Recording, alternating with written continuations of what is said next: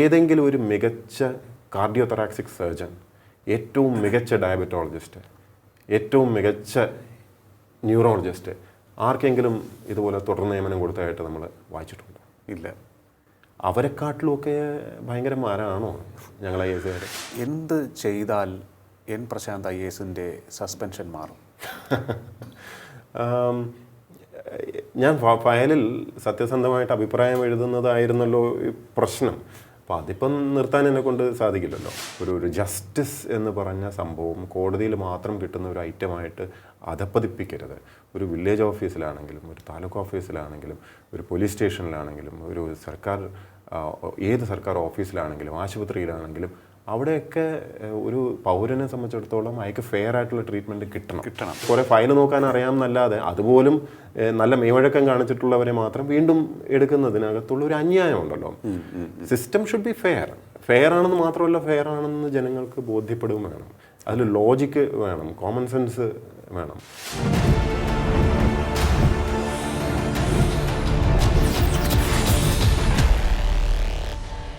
നമസ്കാരം, ടോക്കിംഗ് പോയിന്റിലേക്ക് സ്വാഗതം. നമ്മൾ പലപ്പോഴും വാർത്തകളിൽ നിറഞ്ഞു നിൽക്കുന്ന ഒരു വ്യക്തിത്വമാണ് നമ്മോടൊപ്പം ഇന്ന് അതിഥിയായി ചേരുന്നത് ശ്രീ എൻ പ്രശാന്ത് IAS. വളരെ വലിയ ഒരു പോരാട്ടമാണ് അദ്ദേഹം നടത്തിക്കൊണ്ടിരിക്കുന്നത്. തനിക്കെതിരെ നടക്കുന്ന അനീതിക്കെതിരെയുള്ള പോരാട്ടം വളരെ ശക്തമായി മുന്നോട്ട് കൊണ്ടുപോവുകയാണ്. അതിനൊപ്പം തന്നെ നമ്മൾ മനസ്സിലാക്കേണ്ട ഒരു കാര്യം, പല കാര്യങ്ങളും പരിഹരിക്കപ്പെടേണ്ടതായി നമ്മുടെ സമൂഹത്തിൽ, നമ്മുടെ സിസ്റ്റത്തിൽ നിലനിൽക്കുന്നു എന്നുള്ളതാണ്. പലരും സിസ്റ്റത്തിന് കുഴപ്പമുണ്ട് എന്ന് പറയുമ്പോഴും എന്താണ് ആ കുഴപ്പമെന്നും എങ്ങനെ അത് പരിഹരിക്കാമെന്നും പറയുന്നില്ല. പക്ഷേ ഇദ്ദേഹം അത് വ്യക്തമായി തന്നെ പറയുകയാണ്. നമ്മോടൊപ്പം അതിനായി ചേരുകയാണ് ശ്രീ എൻ പ്രശാന്ത് IAS. നമസ്കാരം സാർ, ടോക്കിംഗ് പോയിന്റിലേക്ക് സ്വാഗതം. നമസ്കാരം. എന്തൊക്കെയുണ്ട് വിശേഷം? ഇപ്പോൾ സുഖമായിരിക്കുന്നോ? സുഖം, സ്വസ്ഥം. ഇപ്പോൾ വീണ്ടും സസ്പെൻഷൻ നീണ്ടിരിക്കുന്നു. അതുമായി ബന്ധപ്പെട്ടുള്ള വാർത്തകളൊക്കെ കാണാൻ സാധിച്ചു. പക്ഷേ നമ്മൾ എക്സ്പെക്റ്റ് ചെയ്തത് അല്ല, ഇങ്ങനെ എത്ര നാളിങ്ങനെ നീട്ടിക്കൊണ്ടു പോകാൻ സാധിക്കും എന്നുള്ളതാണ് ഒരു വിഷയം. ഇതിപ്പോൾ നമുക്ക് എന്തായാലും വിഷയത്തിലേക്ക് വരാം. ഈ കോടതിയെ സമീപിക്കുക എന്ന് പറയുന്ന ഒരു ഒരു ഒരു റൂട്ടീൻ പ്രൊസീജിയറായി മാറിയിരിക്കുകയാണോ? അവകാശങ്ങൾക്ക് വേണ്ടി, അർഹതപ്പെട്ട അംഗീകാരങ്ങൾക്ക് വേണ്ടി. ഡോക്ടർ പി അശോകിൻ്റെ കാര്യം നമ്മൾ കണ്ടതാണ്. അദ്ദേഹത്തിന് കോടതിയെ സമീപിക്കേണ്ടി വരുന്നത് ഏറ്റവും എഫിഷ്യൻ്റ് ആയിട്ടുള്ള, ഏറ്റവും സത്യസന്ധനായിട്ടുള്ള ഓഫീസർമാരിൽ ഒരാളാണ് അദ്ദേഹം. ഇതൊരു കൺസേണിങ് ഇഷ്യൂ ആണ് യഥാർത്ഥത്തിൽ. കാരണം നമ്മളെപ്പോഴും പറയാറുണ്ട്, you have to work just manner. നമ്മൾ നീതിപൂർവമായിട്ടും അതുപോലെ നീതിപൂർവമാണ് നമ്മൾ പ്രവർത്തിക്കുന്നതെന്ന് കാണുന്നവന് ബോധ്യപ്പെടുന്ന രീതിയിലും കൂടെ പ്രവർത്തിക്കണം. അത്രയ്ക്ക് നമ്മൾ ജസ്റ്റിസ് ആണ് ചെയ്യുന്നതെന്ന് മാത്രമല്ല, അത് ബോധ്യം വരികയും കൂടെ വേണം. അത്രയും ട്രാൻസ്പെറൻ്റ് ആയിട്ടും കൂടെ വേണം ചെയ്യാനെന്നാണ് പൊതുവെ പറയാറ്. പക്ഷേ അൺഫോർച്ചുനേറ്റ്ലി പലപ്പോഴും ഫെയർ ആയിട്ടല്ല പലതും നടക്കുന്നത്. ആ ട്രാൻസ്പെറൻസി പോലും പല രീതിയിലും ഇല്ലാതാക്കാൻ വേണ്ടി, ഇപ്പം വിവരാവകാശ നിയമം പോലും നമുക്ക് കാണാൻ പറ്റുന്നുണ്ട്. പല രീതിയിലും അത് തടസ്സപ്പെടുത്തുന്ന രീതിയിൽ ഉന്നത ഉദ്യോഗസ്ഥർ തന്നെ. That's not done. അങ്ങനെ അല്ല സാധാരണ ഒരു ജനാധിപത്യ രാജ്യത്ത് നിയമവ്യവസ്ഥ, റൂൾ ഓഫ് ലോ ബഹുമാനിക്കുന്ന ഒരു നാട്ടിൽ സാധാരണ അങ്ങനെയല്ല കാണാറ്. It's A exception. ഇതൊരു പ്രശ്നം ഉണ്ട് എന്നുള്ളത് താങ്കൾ പറഞ്ഞത് വളരെ ശരിയാണ്. അത് ഒരു സാധാരണക്കാരൻ മുതൽ, ഇപ്പോൾ ഡോക്ടർ ബി അശോകിൻ്റെ ഉദാഹരണം പറഞ്ഞു. സാറിൻ്റെ കേസ് ഇപ്പോൾ വളരെ വിചിത്രമല്ലേ? എത്ര തവണയാണ് അദ്ദേഹം കാറ്റിലേക്ക് പോയിട്ട് നീതി അവിടെ നിന്ന് നേടിയെടുക്കുന്നത്? ഓരോ തവണ പോകുമ്പോഴും അദ്ദേഹം പൈസ ചിലവാക്കുന്നുണ്ട്. വക്കീലും കോടതിയും കേസും വ്യവഹാരം എന്നൊക്കെ പറഞ്ഞു കഴിഞ്ഞാൽ ചിലവുള്ള കാര്യമാണ്. ഓരോ തവണയും പോയിട്ടാണ് നീതി കിട്ടുന്നത്. ഇത് ഒരു സിംറ്റമാണ്. നമ്മൾ താഴേക്കിടയിൽ നിന്ന് നോക്കുമ്പോൾ ഒരു സാധാരണക്കാരനെ തൊട്ട് ഒരു സാധാരണ സർക്കാർ ഉദ്യോഗസ്ഥനെ വിട്ടേക്കും, ഒരു സാധാരണ പൗരനെ സംബന്ധിച്ചിടത്തോളം പോലും ഫെയർ ആയിട്ടുള്ളൊരു കാര്യം കിട്ടുന്നില്ല. അവന് ന്യായമായിട്ടും സർക്കാരിൽ നിന്ന് കിട്ടേണ്ടത് കിട്ടാതെ വരുമ്പോഴാണല്ലോ കോടതിയിലൊക്കെ പോകേണ്ടി വരുന്നത്. അതെ. അപ്പോൾ എത്ര തവണ നമ്മൾ ഒരു ബാരോമീറ്റർ എടുത്ത് നോക്കുകയാണെങ്കിൽ എത്ര തവണ ഒരു പൗരൻ കോടതിയിൽ പോകുന്നു എന്ന് പരിശോധിച്ചാൽ മതി. ഇപ്പോൾ നമ്മുടെ ഫണ്ടമെൻ്റൽ റൈറ്റ്, നമ്മുടെ മൗലിക അവകാശം ധ്വംസിക്കപ്പെടുമ്പോൾ, അത് വയലേറ്റ് ചെയ്യപ്പെടുമ്പോൾ, സർക്കാരിൻ്റെ ഭാഗത്തുനിന്ന് വയലേറ്റ് ചെയ്യപ്പെടുമ്പോൾ നമ്മൾ എന്ത് ചെയ്യും? റിട്ട് പെറ്റീഷൻ ഫയൽ ചെയ്യും ഹൈക്കോടതിയിൽ. നിയമപരമായിട്ട് കിട്ടേണ്ടത് സർക്കാർ തരുന്നില്ല, അല്ലെങ്കിൽ സർക്കാർ നിങ്ങളോട് അന്യായം പ്രവർത്തിച്ചു എന്ന് തോന്നുമ്പോൾ സർക്കാരിന് പറഞ്ഞാൽ സർക്കാർ ഉദ്യോഗസ്ഥരെ ഹൂവർ ഇറ്റ് ഈസ് ആരാണെന്ന് വെച്ചാൽ അപ്പോഴാണ് റിട്ട് പെറ്റീഷൻ പോകുന്നത്. നമ്മൾ നമ്മൾ ഭയപ്പെടുത്തേണ്ട ഒരു കാര്യം എന്ന് പറഞ്ഞു കഴിഞ്ഞാൽ കേരളത്തിൽ എല്ലാ വർഷവും ഏതാണ്ട് ഒരു 50,000-ന് മേലെ റിട്ട് പെറ്റീഷൻസ് ആണ് വരുന്നത്. ഓരോ വർഷവും എന്ന് വെച്ചാൽ ഒരു ദിവസം ഏതാണ്ട് 100-150 പെറ്റീഷൻസ് ആണ്. ശരിയാണ്. എന്ന് വെച്ചാൽ ഇത്രയും പേർക്ക് നമ്മുടെ സിസ്റ്റം ന്യായം കൊടുക്കുന്നില്ല എന്ന് മാത്രമല്ല, ഇത്രയും പേർക്ക് മാത്രമേ ഹൈക്കോടതി വരെ എത്താനും സാധിക്കുന്നുള്ളൂ. വേറെ എത്രയോ പേരുണ്ട് അവർക്ക് അതിനുള്ള ആവതില്ലാത്തത് കൊണ്ടും ഭയമുള്ളത് കൊണ്ടും ഒക്കെയാണ്. അല്ലെങ്കിൽ അവർ സഹിച്ച് മുമ്പോട്ട് പോവാന്നുള്ള ഒരു ചിന്തിച്ചിട്ടും ആയിരിക്കാം. പാവങ്ങളുണ്ട്, ചോദിക്കാനും പറയാനും ഇല്ലാത്തവരുണ്ട്, ഒരു വക്കീലിനെ കണ്ടെത്തി കേസ് കൊടുക്കാനുള്ള ആ ശേഷി പോലും ഇല്ലാത്തവരുമുണ്ട്. അപ്പോൾ ഇവരോടൊക്കെ എന്തായിരിക്കും ഈ സിസ്റ്റം കാണിക്കുന്നത് എന്നുള്ളത് നമ്മളെ ഭയപ്പെടുത്തേണ്ട ഒരു കാര്യമാണ്. ഓക്കെ, ആക്ച്വലി വെരി സീരിയസ് അങ്ങനെ ചിന്തിച്ചാൽ. അപ്പോൾ ഇതിൻ്റെ ഈ ബാരോമീറ്റർ നമ്മൾ എണ്ണം വെച്ച് നോക്കുമ്പോൾ പോലും ഒരു ദിവസം 50-ൽ കൂടുതൽ പേര് ഹൈക്കോടതിയിൽ ഒരു റിട്ടും കൊണ്ട് പോകേണ്ടി വരുന്നു എന്ന് പറഞ്ഞു കഴിഞ്ഞാൽ ദാറ്റ് മീൻസ് ആ സിസ്റ്റത്തിൽ ഗുരുതരമായിട്ടുള്ളൊരു പ്രശ്നം. കേരളത്തിൻ്റെ പോപ്പുലേഷൻ നമുക്കറിയാം, ഒരു 3 കോടി ചിൽഡ്രയും ഇത്രയും ചെറിയൊരു ജോഗ്രഫിയുമാണ്. ഇവിടുന്ന് ഇത്രയും കേസുകൾ എല്ലാ ദിവസവും നമുക്ക് ഉണ്ടാക്കാൻ പറ്റുന്നു എന്ന് പറഞ്ഞാൽ സിസ്റ്റം ജനങ്ങളോട് ഫെയർ ആയിട്ടല്ല പെരുമാറുന്നത് എന്നുള്ളത് വളരെ വ്യക്തമാണ്. അതെ, തീർച്ചയായിട്ടും. അത് ആ ഒരു രീതിയിലേക്ക് കാര്യങ്ങൾ പോവുകയാണ് എന്നുണ്ടെങ്കിൽ, കഴിഞ്ഞ പ്രാവശ്യം ഞാൻ അങ്ങോട്ട് ചോദിച്ചിരുന്നു കോടതിയെ സമീപിച്ചുകൂടെ എന്നുള്ള ഒരു സംഭവം. പക്ഷെ അങ്ങ് തന്നെ പറഞ്ഞു എല്ലാത്തിനും നമ്മൾ കോടതിയെ സമീപിച്ചാൽ ഈ സിസ്റ്റത്തിന് എന്ത് വാല്യൂ ആണുള്ളത്, അതിന് നമുക്ക് സ്വയം ഫോൾ ഇൻ ടു പ്ലേസ് എന്നുള്ളൊരു സംഭവത്തിലേക്ക് വരേണ്ടതല്ലേ, അങ്ങനെയൊക്കെ ന്യായമായി സംഭവിക്കേണ്ടതല്ലേ എന്ന് അങ്ങ് ചോദിച്ചു. ഇപ്പോൾ ഞാൻ അന്ന് പറഞ്ഞ അതേ ലോജിക്കാണ് വീണ്ടും പറയുന്നത്. നമ്മൾ എനിക്ക് കോടതിയിൽ പോകാനുള്ള ആവതുണ്ട്. ഇപ്പോൾ അശോക് സാറിനാണെങ്കിലും നമുക്ക് പലർക്കും കോടതിയിൽ പോകാനും അവിടെ നിന്ന് നമുക്ക് നീതി കിട്ടുന്നു നമുക്ക് ബോധ്യമൊക്കെ ഉണ്ട്. ഒരു സർവീസ് മാറ്റർ മാത്രമായിട്ട് എൻ്റെ മാറ്ററിനെ കണ്ടിട്ടാണെങ്കിൽ എനിക്ക് നേരെ കോടതി പോവാം, പ്രശ്നം കഴിഞ്ഞു, എൻ്റെ പ്രശ്നം കഴിഞ്ഞു. പക്ഷെ ആ ലാർജർ സിസ്റ്റത്തിൻ്റെ ആ കുഴപ്പം ഒരിക്കലും പരിഹരിക്കപ്പെടില്ല. കേസുമായിട്ട് പോകേണ്ട ഒരു സാഹചര്യം ഉണ്ടെങ്കിൽ പോവാം, ദാറ്റ്സ് ഫൈൻ. പക്ഷേ ആസ് ഓഫ് നോ വ്യക്തിപരമായിട്ട് എനിക്കതൊരു ബുദ്ധിമുട്ടൊന്നും ഇല്ലാത്തതുകൊണ്ടും, രണ്ട്, ഇത് പൊതുജനം അറിയേണ്ടതും ഡിസ്കസ് ചെയ്യേണ്ടതും ഈ സ്ട്രക്ചറലി ഇതിനകത്തൊരു മാറ്റം വരുത്തേണ്ടതും ഉണ്ടെന്ന് എനിക്ക് ബോധ്യമുണ്ട്. കാരണം ഞാനെങ്കിലും ഇത് പറയണം, ഇത് ഞാൻ മാത്രമല്ല, ഈ സിസ്റ്റത്തിനകത്ത് ഞാൻ എപ്പോഴും പറയാറുണ്ട്. ഇപ്പോൾ IAS ഉദ്യോഗസ്ഥരെ സംബന്ധിച്ചിടത്തോളം ആർട്ടിക്കിൾ 309, 10, 11 ഇതിൻ്റെയൊക്കെ പരിരക്ഷയുണ്ട്. അതെ, പ്രസിഡന്റിൻ്റെ അപ്പോയിൻമെൻറ്റ്, അങ്ങനെ പല പല ഒരു ഒരു ഒരു ഒരു പ്രൊട്ടക്റ്റീവ് ഒരു സിസ്റ്റത്തിൻ്റെ അകത്തൊരു ഇക്കോ സിസ്റ്റത്തിനകത്താണ് ഞങ്ങൾ നിൽക്കുന്നത്. അപ്പോൾ എങ്ങനെ അന്യായം പ്രവർത്തിക്കാൻ ശ്രമിച്ചാൽ പോലും ഒരു പരിധിക്കപ്പുറം നമ്മളെ ഒന്നും ഹേർട്ട് ചെയ്യാൻ സാധിക്കില്ല.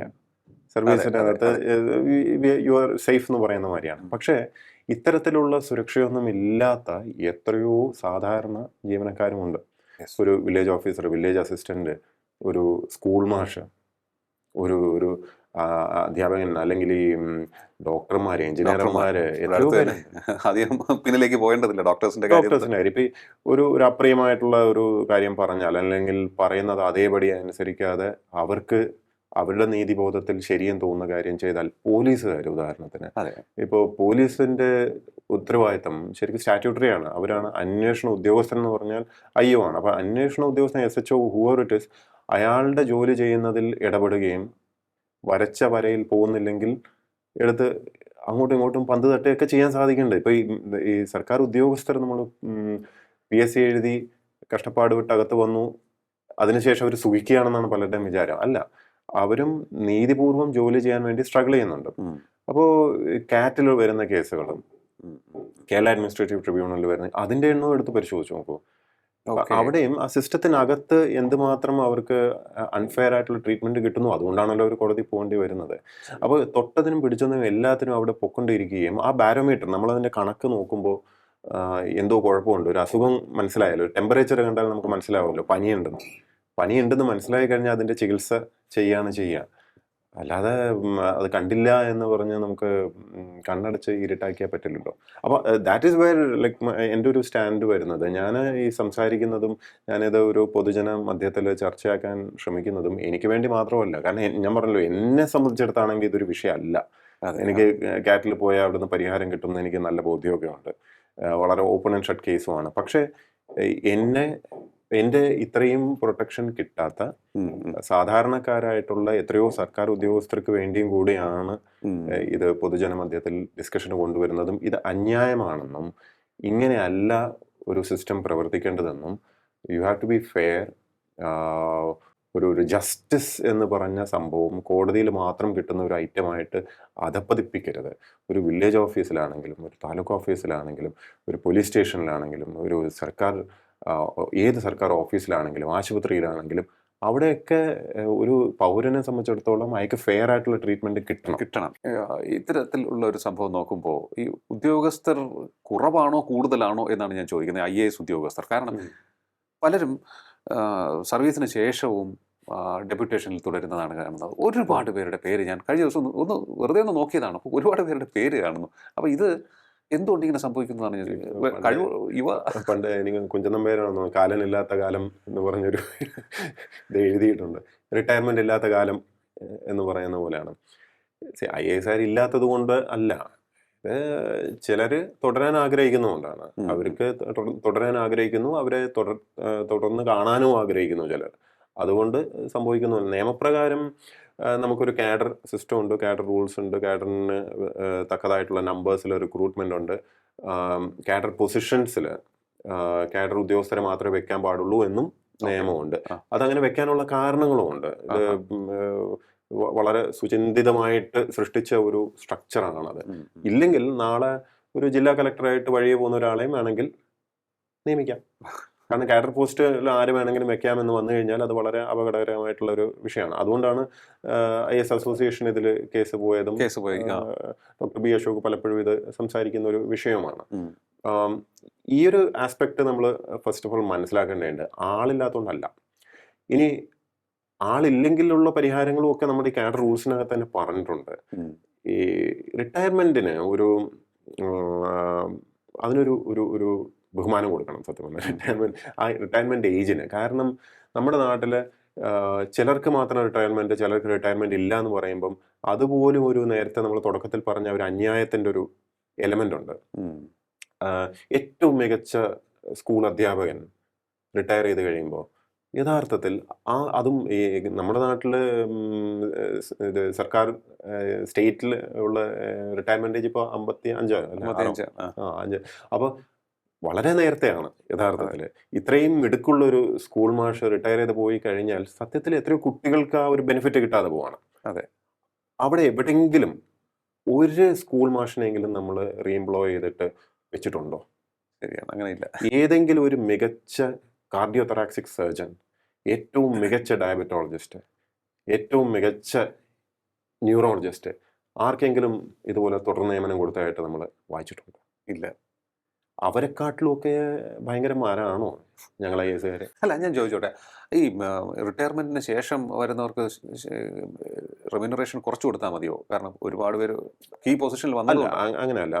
എങ്ങനെയാന്ന് വെച്ചാൽ തുടർ നിയമനത്തിന്റെ വ്യവസ്ഥകളുണ്ട്. ഇപ്പോൾ പെൻഷനുണ്ട്, പെൻഷനിൽ നിന്ന് പെൻഷൻ കിഴിച്ചിട്ടുള്ള ബാക്കി തുകയാണ് കൊടുക്കുക. അങ്ങനെയൊക്കെയാണ് നിയമം. പക്ഷെ വീണ്ടും നേരത്തെ പറഞ്ഞ പോലെ ന്യായത്തിന്റെ വിഷയം വീണ്ടും പറയാം. അത് ബാധകമല്ലാത്ത രീതിയിൽ പെൻഷൻ അതേപടി വാങ്ങുകയും ഫ്രഷായിട്ട് ശമ്പളം അതേപടി വാങ്ങുകയും ചെയ്യുന്ന ഉദ്യോഗസ്ഥരുമുണ്ട്. അത് ന്യായമാണോ? വീണ്ടും അതാണ് ചോദിക്കുന്നത്. ഇപ്പൊ ഇത് ഒന്നാമത് എടുക്കുന്നതിനകത്തുള്ളത് ഇപ്പോൾ അങ്ങനെ എടുത്ത ഉദ്യോഗസ്ഥരും ഉണ്ട് ഇവിടെ കേരളത്തിൽ, ചിലർക്ക് മാത്രം. അത് വലിയ തുകയല്ലേ? വലിയ തുകയാണ്. ഇപ്പോൾ കിഫ്ബിയുടെ തലപ്പത്തുള്ള KM എബ്രഹാം സർ, അദ്ദേഹത്തിന് പെൻഷൻ അതേപടിയുണ്ട്. അത് കൂടാതെ ആണ് കിഫ്ബി എന്നുള്ള ശമ്പളം. ഇതേപടി തന്നെയാണ് VP ജോയ് സർ. അദ്ദേഹം റിട്ടയർ ചെയ്തു, അദ്ദേഹം പെൻഷൻ മുഴുവൻ വാങ്ങുന്നുണ്ട്. അത് ഓഡിറ്റ് ഒബ്ജക്ഷൻ വരെ വന്നിട്ടുള്ള വിഷയമാണ്. അദ്ദേഹവും പക്ഷേ അത് കൂടാതെ ശമ്പളം വേറെ തന്നെ വാങ്ങാണ്. അപ്പൊ ഈ സിസ്റ്റം വർക്ക് ചെയ്യുന്നത് ചിലർക്ക് വേണ്ടി മാത്രമാണോ? ചിലർ കണ്ണിലെ കരടാകുന്നത് എന്തുകൊണ്ടാണ്? അല്ല, ഇതാണ് ഞാൻ പറയുന്നത്. ഈ എന്തിനാണ് നിയമനം എന്നുള്ള ഒരു ചോദ്യം. ഇപ്പം ഞാൻ പറഞ്ഞ ഏറ്റവും മികച്ച കാർഡിയോതൊറാക്സിക് സർജനെ നമുക്ക് വേണ്ട, അദ്ദേഹം പൊക്കോട്ടെ എന്ന് പറയാം. അദ്ദേഹം സ്വകാര്യ മേഖലയിൽ പോയി ജോലി ചെയ്ത് കൊടുത്തോട്ടെ, കുഴപ്പമില്ല. അങ്ങനെ ഒരു ഇതില്ല. പക്ഷെ ഒരു സർവീസിനകത്ത് നിന്ന് പ്രത്യേകിച്ചും റിട്ടയർമെന്റിനോട് അടുത്ത് വരുന്ന സമയത്ത് പലപ്പോഴും പല രീതിയിലും അവർ എന്തൊക്കെ രീതിയിലാണ് മെയ്വഴക്കം കാണിക്കുന്നത് എന്നുള്ളതിനനുസരിച്ചാണോ പുനർനിയമനം എന്ന് ആൾക്കാർ സംശയിക്കുന്നതിൽ തെറ്റു പറയാൻ പറ്റുമോ?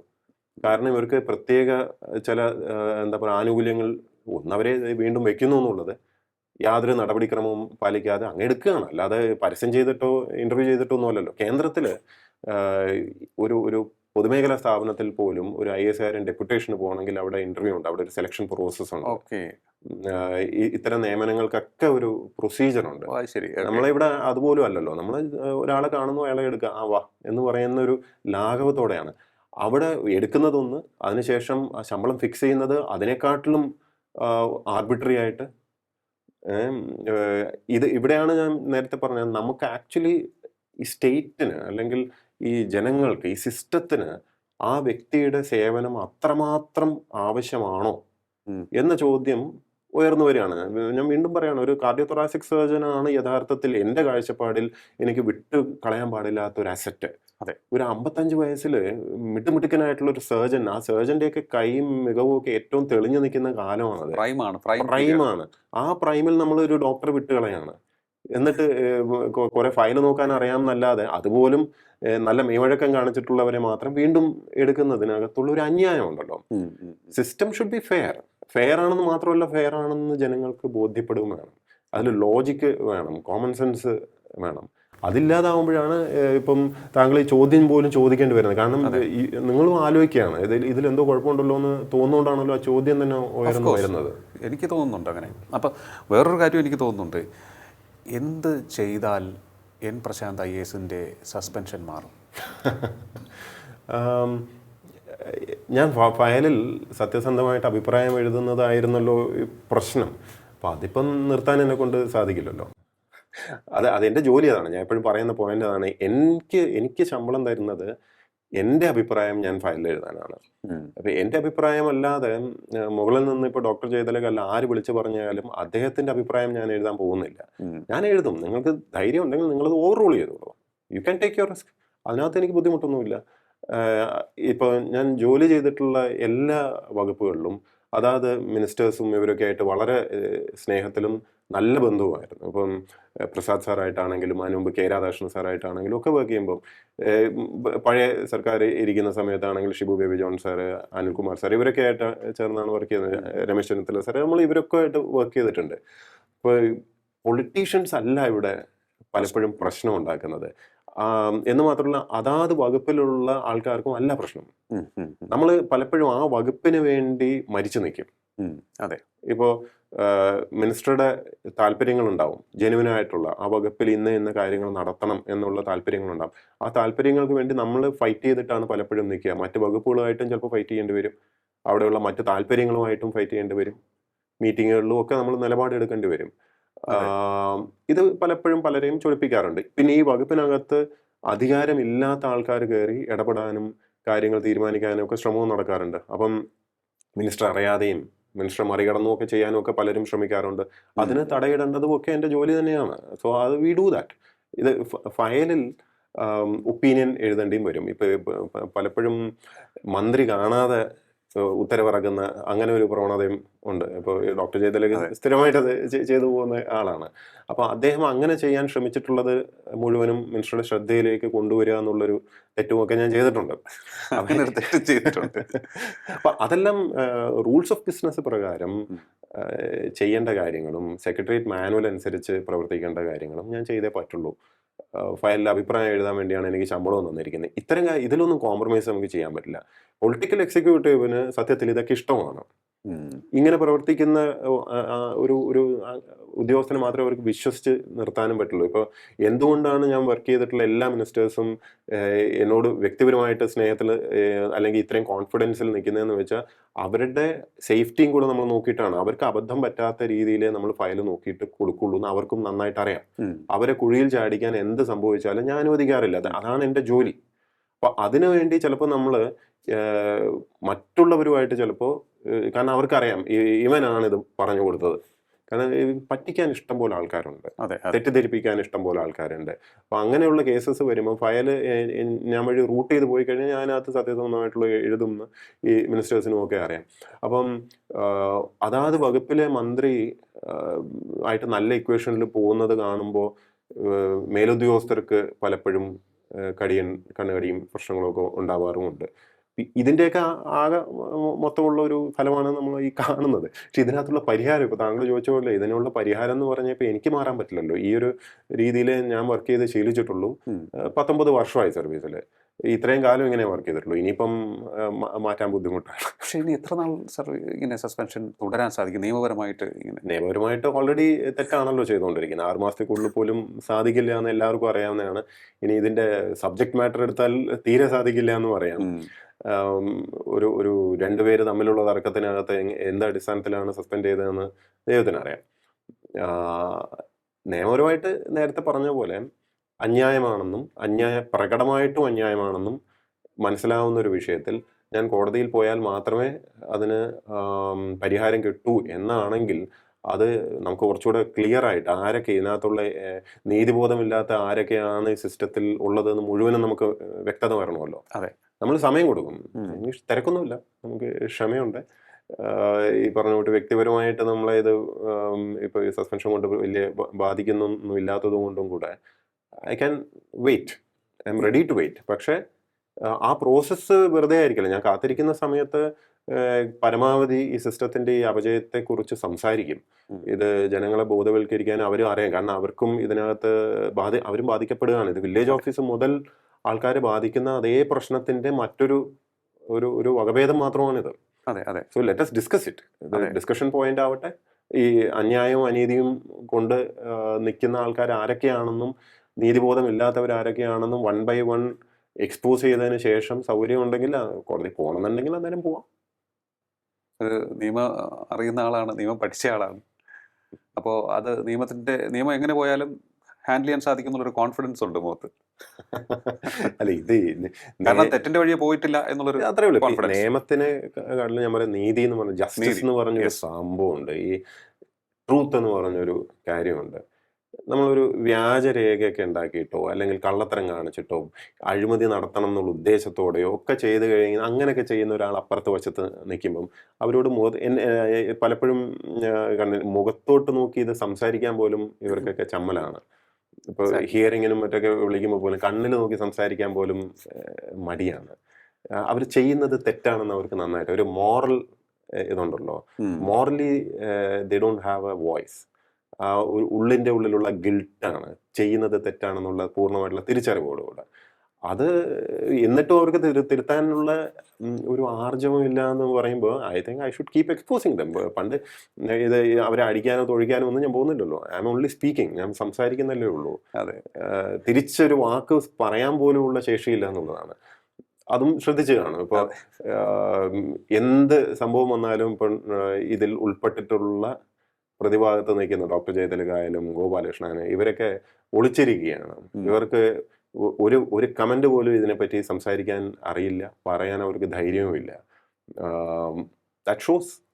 അതെ, തീർച്ചയായിട്ടും. എന്തായാലും എനിക്ക് ഒരു കാര്യം കൂടി ചോദിക്കാറുണ്ട്. അതായത് ഈ സാഹചര്യത്തിൽ ഇതേ സിറ്റുവേഷനിലൂടെ കടന്നു പോകുന്ന ഒരുപാട് യുവ ഓഫീസേഴ്സ് ഉണ്ടാകും. കാരണം പലപ്പോഴും അവർക്ക് നീതി നിഷേധിക്കപ്പെടുന്നു, മേലുദ്യോഗസ്ഥന്റെ പീഡനം ഏൽക്കേണ്ടി വരുന്നു. അതുപോലെ തന്നെ IAS IPS കേഡറിലേക്ക് പ്രവേശിക്കുന്ന യുവാക്കളുമുണ്ട്. അവരോട് എന്താണ് പറയാനുള്ളത്? You are going to face this situation and how you have to tackle it എന്നുള്ളത്. എനിക്ക് തോന്നുന്നു നമ്മൾ സിസ്റ്റം കുറേയൊക്കെ ഡിറ്റീറിയേറ്റ് ചെയ്തു, അതൊരു സത്യമാണ്. ഇപ്പം ഞാൻ സർവീസിൽ ജോയിൻ ചെയ്യുന്നത് 2007. അന്നത്തെ ആ ഒരു സിസ്റ്റം അല്ല ഇന്ന്. കാരണം അന്ന് നീല ഗംഗാധരൻ മാഡമായിരുന്നു ചീഫ് സെക്രട്ടറി. വേറെ ലെവലിലുള്ള വളരെ ജെന്യുവിൻ കമ്പാഷനേറ്റ് ആയിട്ട് കാര്യങ്ങൾ കാണുകയും ചെയ്യുകയും പ്രായോഗിക ബുദ്ധിയും ഫെയർനെസ് ഉള്ള അങ്ങനെയുള്ള ഓഫീസേഴ്സൊക്കെ സീനിയർ ഓഫീസേഴ്സിൻ്റെ ഒപ്പമൊക്കെ നമ്മൾ വർക്ക് ചെയ്യാൻ നമുക്ക് സാഹചര്യമുണ്ട്. എന്ന് മാത്രമല്ല നിലപാടെടുക്കാനും വളരെ എന്താ പറയുക സ്നേഹത്തോടെ പൊളിറ്റിക്കൽ എക്സിക്യൂട്ടീവിനെയും പറഞ്ഞ് ശരിയെന്ന് ഉള്ള കാര്യം പറഞ്ഞ് ബോധ്യപ്പെടുത്തി കൊണ്ടുവരാനൊക്കെ ഉള്ള ശേഷിയുള്ള ഓഫീസേഴ്സിൻ്റെ കൂടെ ഞാൻ വർക്ക് ചെയ്തിട്ടുണ്ട്. എനിക്ക് വലിയ ലേണിങ്ങും ആയിരുന്നു. നമ്മൾ അത് കണ്ടാണ് നമ്മൾ പഠിച്ചത്. ഓവർ ടൈം കണ്ട ഒരു കാര്യം എന്ന് പറഞ്ഞു കഴിഞ്ഞാൽ ശരിക്കു വേണ്ടി നിൽക്കുന്ന പൊളിറ്റിക്കൽ എക്സിക്യൂട്ടീവിനെ പോലും പറഞ്ഞു പറ്റിച്ചിട്ട് കാര്യങ്ങൾ നടത്തുന്ന ഉദ്യോഗസ്ഥരുടെ തലത്തിലേക്ക് നമ്മളിപ്പം എത്തിക്കഴിഞ്ഞു. അപ്പൊ ഒരു തകർച്ച നമ്മൾ കണ്ടിട്ടുണ്ട്. ഇനി ഞാൻ പറയാ ഇപ്പൊ പുതുതായിട്ട് വരുന്ന ഉദ്യോഗസ്ഥരുടെ അടുത്തും ഒക്കെ പറയുന്നതെന്ന് പറഞ്ഞാൽ ശരിയുടെ ഒപ്പം നിൽക്കുക. കാരണം ഇപ്പൊ നമ്മൾ കാണുമ്പോൾ താൽക്കാലികമായിട്ട് മെച്ചമെന്ന് തോന്നുന്ന ചില നമ്മൾ സൈക്കോളജിയിൽ പറയും ഡിലേഡ് ഗ്രാറ്റിഫിക്കേഷൻ. നമുക്ക് ഇമ്മീഡിയറ്റ് ഗ്രാറ്റിഫിക്കേഷൻ വേണമെന്നുണ്ടെങ്കിൽ അഴിമതിക്ക് കൂട്ടു നിൽക്കാം, ഇതുപോലുള്ള ആൾക്കാർ തൊഴാം, കാല് പിടിക്കാം, യാതൊരു സെൽഫ് റെസ്പെക്റ്റും ഇല്ലാതെ നട്ടല് Yes. വളച്ച് നിൽക്കാം. You will be taken care of. നിങ്ങളുടെ കാര്യങ്ങളൊക്കെ നടന്നു പോകുന്നു എന്ന് നിങ്ങൾക്ക് തോന്നും. പക്ഷേ ഒരു മനുഷ്യൻ എന്നുള്ള നിലയിലും നിങ്ങൾ അറിയാതെ അധപ്പതിച്ചു കൊണ്ടേയിരിക്കും. നിങ്ങൾക്കൊരു വിലയുണ്ടാവില്ല എന്ന് മാത്രമല്ല, ഈ സർവീസിൻ്റെ ഒരു ഒരു ഒരു ഹിസ്റ്ററി ഉണ്ടല്ലോ, ഒരു ചരിത്രമുണ്ട്. നമ്മൾ ഇങ്ങനെയൊന്നും അല്ല നമ്മളെ ഇങ്ങനെയൊന്നും അല്ല മാഷേ എന്ന് പറയുന്ന കൂട്ടി ഇങ്ങനെ ഇതിനു വേണ്ടി അല്ല ഇത് ഉണ്ടാക്കിയിരിക്കുന്നത്. പ്രത്യേകിച്ച് സർദാർ പട്ടേൽ ഈ സിസ്റ്റം കൊണ്ടുവന്ന സമയത്ത്, IAS എന്ന് പറഞ്ഞ ഒരു സംഭവം കൊണ്ടുവന്ന സമയത്ത് സർദാർ പട്ടേലിൻ്റെ വളരെ പ്രശസ്തമായിട്ടുള്ള ഒരു പ്രസംഗമുണ്ട്. അപ്പോൾ അതിനകത്ത് അദ്ദേഹം പറയുന്നുണ്ട്, ഏറ്റവും ഫണ്ടമെൻ്റൽ ആയിട്ടുള്ള പോയിന്റ് എന്ന് പറഞ്ഞാൽ വ്യത്യസ്തമായിട്ടുള്ള അഭിപ്രായം ഫയലിൽ എഴുതാനുള്ള അവകാശം. യെസ്, അതാണ് ഇന്ത്യയെ രക്ഷപ്പെടുത്തുക എന്ന് അദ്ദേഹം വളരെ മനോഹരമായിട്ടാണ് അതിൽ പറഞ്ഞു വെച്ചിരിക്കുന്നത്. ആ അവകാശത്തിനാണ് ഇപ്പോൾ ഇത് അതായത് ഓൾ ഇന്ത്യ സർവീസിന്റെ സ്ഥാപകൻ എന്ന് നമ്മൾ പറയുന്ന സർദാർ പട്ടേൽ പറഞ്ഞ ആ ഒരു പോയിന്റിന് വേണ്ടിയാണ് ഞാനിപ്പോൾ ഈ പറയുന്നത്. എനിക്ക് ഫയലിൽ എൻ്റെ അഭിപ്രായം എഴുതാനുള്ള അവകാശമുണ്ട്. ഇതേ അവകാശം, ഇതാണ് ഞാൻ ഫ്രഷായിട്ട് വരുന്ന ഓഫീസേഴ്സും ഈ അവകാശം വിനിയോഗിക്കാനുള്ള ധൈര്യം കാണിക്കണം. അല്ലാതെ കണ്ണുരുട്ടി കാണിക്കുമ്പോഴും പേടിപ്പിക്കുമ്പോഴും ഒന്നും വീണു പോകരുത്. ഇപ്പോൾ what ever is going on ഇതൊന്നും കണ്ട് നിങ്ങൾ പേടിക്കരുത്. അതെ, ഇത് സിസ്റ്റം മെച്ചപ്പെടുത്താനുള്ള ഒരു പ്രോസസ്സായിട്ട് മാത്രം കണ്ടാൽ മതി. ചിലപ്പോൾ ഇങ്ങനെയൊക്കെ സംഭവിച്ചു കഴിയുമ്പോൾ this is how you set it right. Yes, ഒരു റീസെറ്റ് ബട്ടൺ കൊടുക്കുന്നതായിട്ട് കണ്ടാൽ മതി. അതിനെ നെഗറ്റീവായിട്ടോ വിഷമമായിട്ടോ ഒന്നും കണ്ട. എന്ന് മാത്രമല്ല, ട്രാൻസ്പെറൻസിയിലും നമ്മൾ തുറന്നു പറയുന്നതിലും ഒരിക്കലും ലജ്ജിക്കരുത്. പല സീനിയേഴ്സും നിങ്ങളെ പറഞ്ഞ് തെറ്റിദ്ധരിപ്പിക്കും. അതായത് ഞാൻ ഒരു തവണ ഒരു പത്രവാർത്ത കണ്ടു ഹിന്ദുവിൽ. നമ്മുടെ ഇവർ ശാരദാ മുരളീധരൻ മാഡം ഈ പുതുതായിട്ട് സിവിൽ സർവീസിന് പ്രിപ്പയർ ചെയ്യുന്ന കുട്ടികളടുത്ത് സംസാരിക്കുന്നതിനകത്ത് വളരെ തെറ്റായിട്ടുള്ളൊരു മെസ്സേജ് പറയുന്നു. അതായത് നിങ്ങൾ എന്ത് പ്രശ്നം ഉണ്ടെങ്കിലും അകത്ത് തന്നെ പറഞ്ഞു തീർക്കണം, അങ്ങനെ അതായത് രഹസ്യാത്മകത കാത്ത് സൂക്ഷിക്കണം എന്നൊക്കെ കുട്ടികൾ ഇപ്പം ജോയിൻ ചെയ്യാൻ വരുന്നവരടുത്ത് പറയാണ്. വളരെ തെറ്റായിട്ടുള്ളൊരു കാഴ്ചപ്പാടാണ്. ഈ റൈറ്റ് ടു ഇൻഫർമേഷൻ്റെ ഈ കാലത്ത് ട്രാൻസ്പെറൻസിയാണ് ഏറ്റവും പ്രധാനം. 2, തെറ്റ് കണ്ടാൽ പ്രതികരിക്കാൻ ധൈര്യമാണ്. അത് ഒരു ഭീരുത്വം പാടില്ല. You should be bold enough to say what is right and to stand by it. ഇപ്പോൾ ഒരു IAS എന്ന് പറഞ്ഞു കഴിഞ്ഞാൽ ഒരു ക്ലബ്ബൊന്നുമല്ല, അല്ലെങ്കിൽ ഒരു രഹസ്യമായ കൂട്ടായ്മയോ ഒരു തറവാടൊന്നുമല്ല. അതിനകത്തുള്ള പ്രശ്നങ്ങൾ അതിനകത്ത് തന്നെ തീർത്ത് രഹസ്യമായി സൂക്ഷിച്ച് അതിൻ്റെ പേരും പെരുമയും കാത്ത് സൂക്ഷിച്ച് ആ ഒരു അപ്രോച്ചേ തെറ്റാണ്. ഇതൊക്കെ കാലഹരണപ്പെട്ട ഒരു കൊളോണിയൽ വ്യൂ പോയിന്റ് ആണ്. സത്യത്തിൽ വളരെ പ്രോഗ്രസീവ് ആയിട്ടുള്ള ദിസ് ഇസ് ജസ്റ്റ് ഒരു പ്രൊഫഷനായിട്ട് കാണണം. അല്ലാതെ ഇതിനെ എന്തോ വലിയ പദവിയോ ജോബോ അങ്ങനെ കാണാതെ ഇതെന്തോ രാജഭരണമൊന്നും അല്ല. ഒരു പ്രൊഫഷനകത്ത് ഒരു ഡോക്ടറോ എഞ്ചിനീയറോ പോലെ തന്നെ വി ആർ ആൻ അഡ്മിനിസ്ട്രേറ്റർ. അപ്പോൾ അഡ്മിനിസ്ട്രേറ്ററുടെ പണി എന്ന് പറഞ്ഞാൽ പ്രൊഫഷണലായിട്ട് അഡ്മിനിസ്ട്രേഷൻ കൈകാര്യം ചെയ്യുക എന്നുള്ളതാണ്. അല്ലാതെ നമ്മൾ ഈ ചുറ്റും കാണുന്ന പാരാഫേർണേലിയയിലും ഈ വടിയും പോലീസും സല്യൂട്ടും ഇതൊന്നും കണ്ട് വീണു പോവാതെ ആ ജോബിൽ ശ്രദ്ധിക്കണം. ജോബ് എന്ന് പറഞ്ഞു കഴിഞ്ഞാൽ ഫയലിൽ നിങ്ങളുടെ അഭിപ്രായം എഴുതുന്നതാണ് യഥാർത്ഥത്തിൽ നിങ്ങളുടെ പണി. അതെ, അല്ലാതെ ഈ പ്രസംഗിക്കലോ പാട്ട് പാടലോ റീലുണ്ടാക്കലോ ഇതൊന്നും നൺ ഓഫ് യുവർ ജോബ്സ് ആണ്. ഇതൊന്നും നിങ്ങളുടെ പണിയല്ല. നിങ്ങളുടെ പണി എന്ന് പറഞ്ഞാൽ ഫയലിൽ അഭിപ്രായം സത്യസന്ധമായിട്ട് എഴുതുക. അതാണ്. നമ്മൾ സാധാരണക്കാരൊക്കെ എന്തെങ്കിലുമൊക്കെ ഒരു വിഷയം ഉണ്ടാകുമ്പോൾ ആരെങ്കിലുമൊക്കെ നമ്മൾ ഉപദ്രവിക്കാൻ വന്നാൽ ആദ്യം ഓടിച്ചെല്ലുന്നത് പോലീസ് സ്റ്റേഷനിലേക്കാണ്. അസുഖം വന്നാൽ ഓടിച്ചെല്ലുന്നത്, സാധാരണക്കാരൻ ഓടിച്ചെല്ലുന്നത് സർക്കാർ ആശുപത്രിയിലേക്കാണ്. അതും വലിയ പ്രതീക്ഷയോടുകൂടിയാണ് നമ്മൾ കളക്ടേഴ്സിൻ്റെ അടുത്തേക്ക് പോകുന്നത്. എല്ലായിടത്തും പ്രതീക്ഷ നഷ്ടപ്പെടുമ്പോഴാണ് വലിയ ഒരു പ്രതീക്ഷയോടുകൂടിയാണ്. ഇപ്പം സർക്കാർ ആശുപത്രി പറയുമ്പോഴാണ്, സർക്കാർ ആശുപത്രിയിൽ ഒരു സാധാരണക്കാരൻ ആരും ചോദിക്കാനും പറയാനും ഒന്നുമില്ലാത്ത ഒരാൾ ചെന്ന് കയറുമ്പോൾ ഉള്ള ട്രീറ്റ്മെന്റും അവിടെ ഒരു VIP വിളിച്ചു പറഞ്ഞു പോകുന്നതും തമ്മിലുള്ളൊരു വ്യത്യാസമുണ്ട്. അതെ, അതെ. ഒരു സ്ഥലം MLA അല്ലെങ്കിൽ മന്ത്രിയോ ആരുടെയെങ്കിലും ഒരു ശുപാർശയായിട്ട് ചെന്ന് കയറുന്നതിന്റെ അവിടെ ജസ്റ്റിസ് ഇല്ലാതാവുകയാണ്. എക്സാക്ട്ലി. അതാണ് ഞാൻ പറയുന്ന ഫണ്ടമെന്റൽ ജസ്റ്റിസ് എന്ന് പറഞ്ഞ സാധനം എല്ലാവർക്കും ഒരുപോലെ കിട്ടേണ്ടതാണ്. അതെ, അതല്ലാതെ വരുമ്പോൾ അതൊരു ജസ്റ്റ് ഒരു സിംറ്റമാണ് ഞാൻ പറയുന്നത്. ചെല്ലുമ്പോൾ ഇങ്ങനെ ഇപ്പോൾ ഒരു ചോദിക്കാനും പറയാനും ഇല്ലാത്ത ഒരാളെ സംബന്ധിച്ചിടത്തോളം അയാൾക്ക് അവിടെ കൊടുക്കുന്ന ട്രീറ്റ്മെൻറ്റിൻ്റെ ആ ഒരു സ്റ്റാൻഡേർഡ്, എന്തെങ്കിലും ഒരു പ്രശ്നം ഉണ്ടായിക്കഴിഞ്ഞാൽ, ഒരു അസുഖം ഒരു സീരിയസ് ആയി കഴിഞ്ഞാൽ അപ്പോൾ കിട്ടുന്ന കെയർ, കരുതൽ, ഇതിലൊക്കെ മാറ്റമുണ്ട്, ഇതിലൊക്കെ വ്യത്യാസമുണ്ട്. അല്ല, അവിടെയാണ് ആ സംഭവം പറഞ്ഞപ്പോഴാണ് എന്നെ വളരെയേറെ ആശങ്കപ്പെടുത്തുന്ന ഒരു വിഷയം. ഇപ്പോൾ കഴിഞ്ഞ ദിവസം ഞാൻ അറിഞ്ഞ ഒരു വിഷയമാണ്. അത് ചിലപ്പോൾ കഴിഞ്ഞ കുറേ നാളുകളായി സംഭവിച്ചുകൊണ്ടിരിക്കുന്നതായിരിക്കാം. ഞാൻ കഴിഞ്ഞ ദിവസമാണ് അറിഞ്ഞത്. അതായത് അമേരിക്കൻ കോർപ്പറേറ്റ് ഭീമന്മാർ നമ്മുടെ ഹെൽത്ത് മേഖലയിൽ, ആരോഗ്യ പരിരക്ഷാ മേഖലയിൽ അവർ ഇൻവെസ്റ്റ് ഇൻഡസ്ട്രി ചെയ്തുകൊണ്ടിരിക്കുന്നത്. ആണ്. അപ്പോൾ എങ്ങോട്ടാണ് നമ്മുടെ നാട് പോകുന്നത്? സാധാരണക്കാരൻ്റെ അവസ്ഥ എന്താകും എന്നുള്ളതാണ്. നമ്മൾ സാധാരണക്കാരാണ് കൂടുതലും ഈ നാട്ടിലെന്നാണ് ഞാൻ വിശ്വസിക്കുന്നത്, പാവങ്ങൾ. അതെ അതെ അതെ. യഥാർത്ഥത്തിൽ ഇപ്പോൾ വലിയ കമ്പനികൾ KKR, പിന്നെ ബ്ലാക്ക് സ്റ്റോൺ, ഇതുപോലെയുള്ള വലിയ ഇൻവെസ്റ്റ്മെന്റ് കമ്പനികൾ കേരളത്തിലുള്ള സ്വകാര്യ മേഖലയിലുള്ള പല ആശുപത്രികളും വാങ്ങി അതിന്റെ ഷെയർ വാങ്ങി അവർ പിന്നെ ലിസ്റ്റ് ചെയ്ത്, അങ്ങനെ അവരുടെ സ്ട്രാറ്റജി അതാണ്. ലിസ്റ്റ് ചെയ്യുന്നു, അതിന്റെ വാല്യൂ വർദ്ധിപ്പിക്കുന്നു. ഇത് അവർ അത് എന്താ പറയുക, ലിസ്റ്റ് ചെയ്യുമ്പോൾ ഷെയർ മാർക്കറ്റിൽ നിന്ന് പണം സ്വരൂപിക്കുക, അങ്ങനത്തെ ഒരു ലൈനാണ് അവരുടെ ഒരു ഇത്. ആം, ഇവിടത്തെ ഈ ചെറിയ കുത്തകയ്ക്ക് പകരം ഒരു വലിയ കുത്തക വരുന്നു എന്നുള്ളതേ സത്യത്തിൽ വ്യത്യാസം വരുന്നുള്ളൂ. ഒരു ഷെയർ ഹോൾഡിംഗ് പാറ്റേൺ മാറുന്നു. ഒരു പക്ഷേ കുറച്ചുകൂടെ ബ്രോഡ് ബേസ്ഡ് ആയിട്ടുള്ള ഷെയർ ഹോൾഡിംഗിലേക്ക് പോവുകയും ചെയ്യും. കാരണം ലിസ്റ്റ് ചെയ്ത് കഴിയുമ്പോൾ അതെ, കുറച്ചുകൂടെ സുതാര്യത വരാനാണ്. സുതാര്യത അങ്ങനെയും സാധ്യത. ചിന്തിക്കാം. പക്ഷെ നമ്മളെ കൺസേൺ ചെയ്യേണ്ടത് അതല്ല. അത് സ്വകാര്യ മേഖലയിലുള്ള വലിയ ആശുപത്രികളാണത്.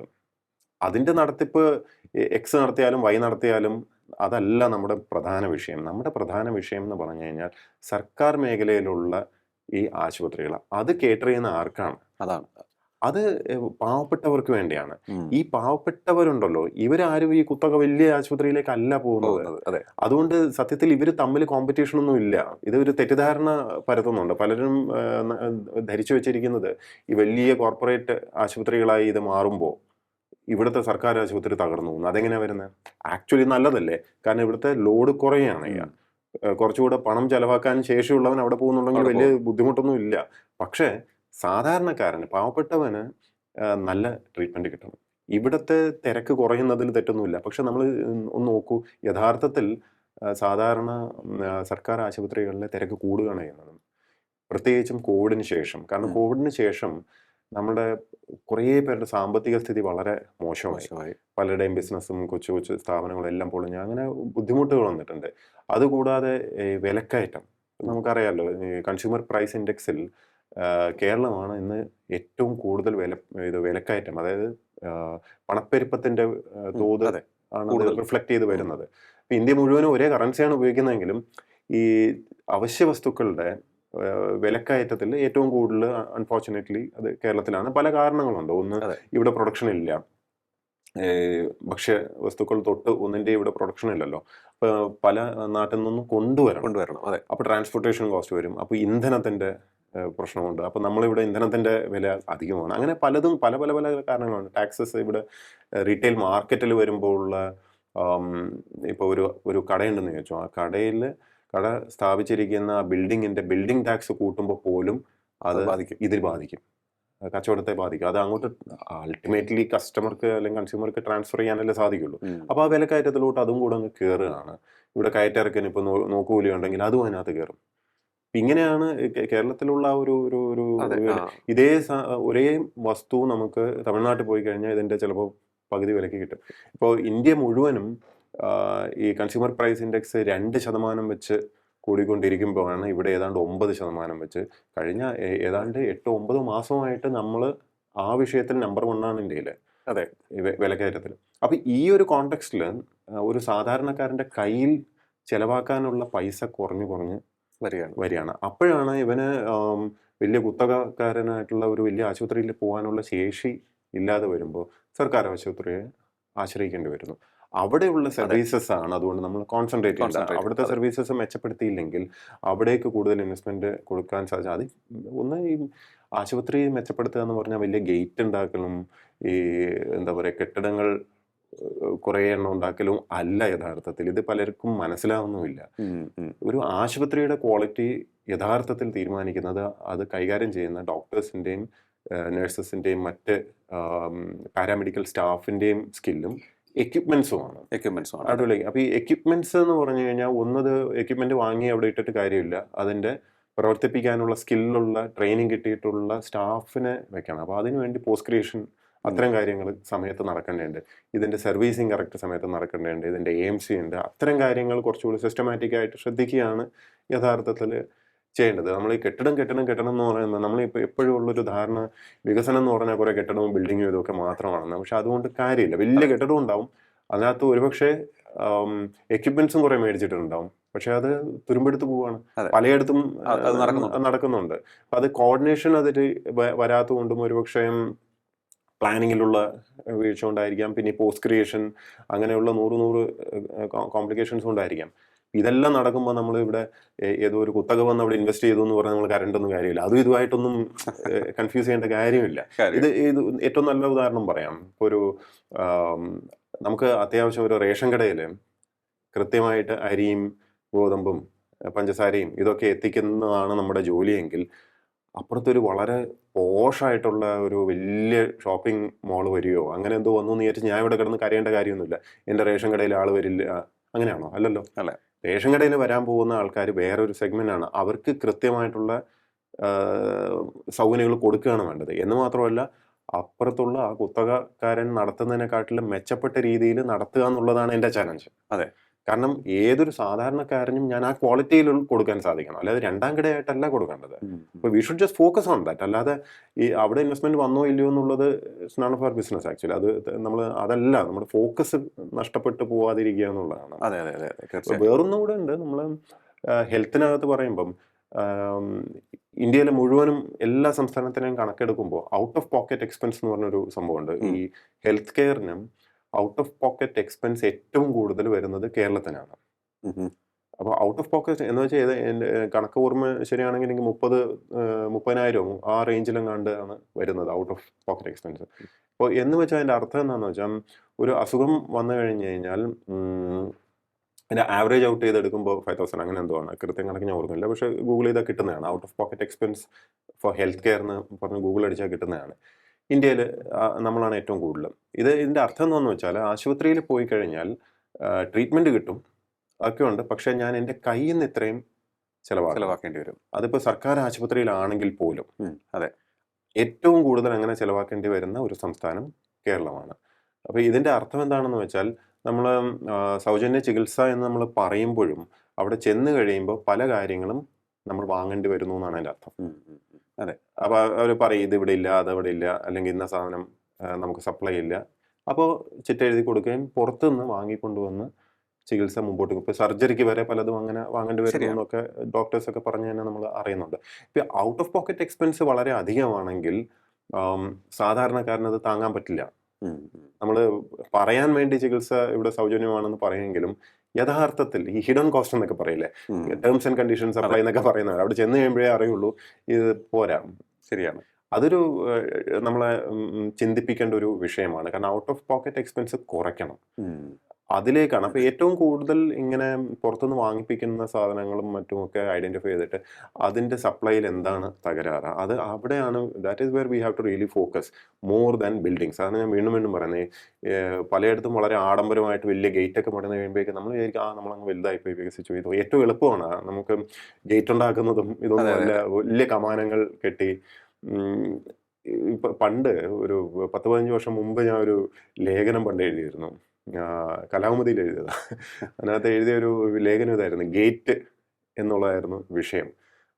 നമ്മൾ വലിയ സ്കൂളുകൾ അല്ലെങ്കിൽ കോളേജസ് ഇതിൻ്റെയൊക്കെ അല്ലെങ്കിൽ ആശുപത്രികൾ ഇതിൻ്റെയൊക്കെ മുമ്പിൽ വലിയ ഗേറ്റ് അങ്ങ് പണിയും, കമാനമൊക്കെ വെച്ച് ഗംഭീരമാക്കും, മാർബിളും ഗ്രാനൈറ്റും ഇതൊക്കെ വെച്ചിട്ട്. ഒറ്റയടിക്ക് നമ്മൾ വിചാരിക്കും അതങ്ങ് മാറി വലിയ സംഭവമായി പോയി എന്ന് വിചാരിക്കും. പക്ഷേ ഈ ഗേറ്റ് മാത്രമേ ഉണ്ടാവുള്ളൂ, അകത്ത് പഠിപ്പിക്കുന്നത് പഴയ പോലെ അല്ലെങ്കിൽ അതിനെക്കാട്ടിലും മോശം. ആശുപത്രിയുടെ പുറത്തും വലിയ ഗേറ്റ് വരും, പക്ഷേ അതിനകത്തുള്ള ചികിത്സാ സൗകര്യങ്ങൾ പഴയതുപോലെയോ അല്ലെങ്കിൽ അതിനെക്കാട്ടിലും മോശം.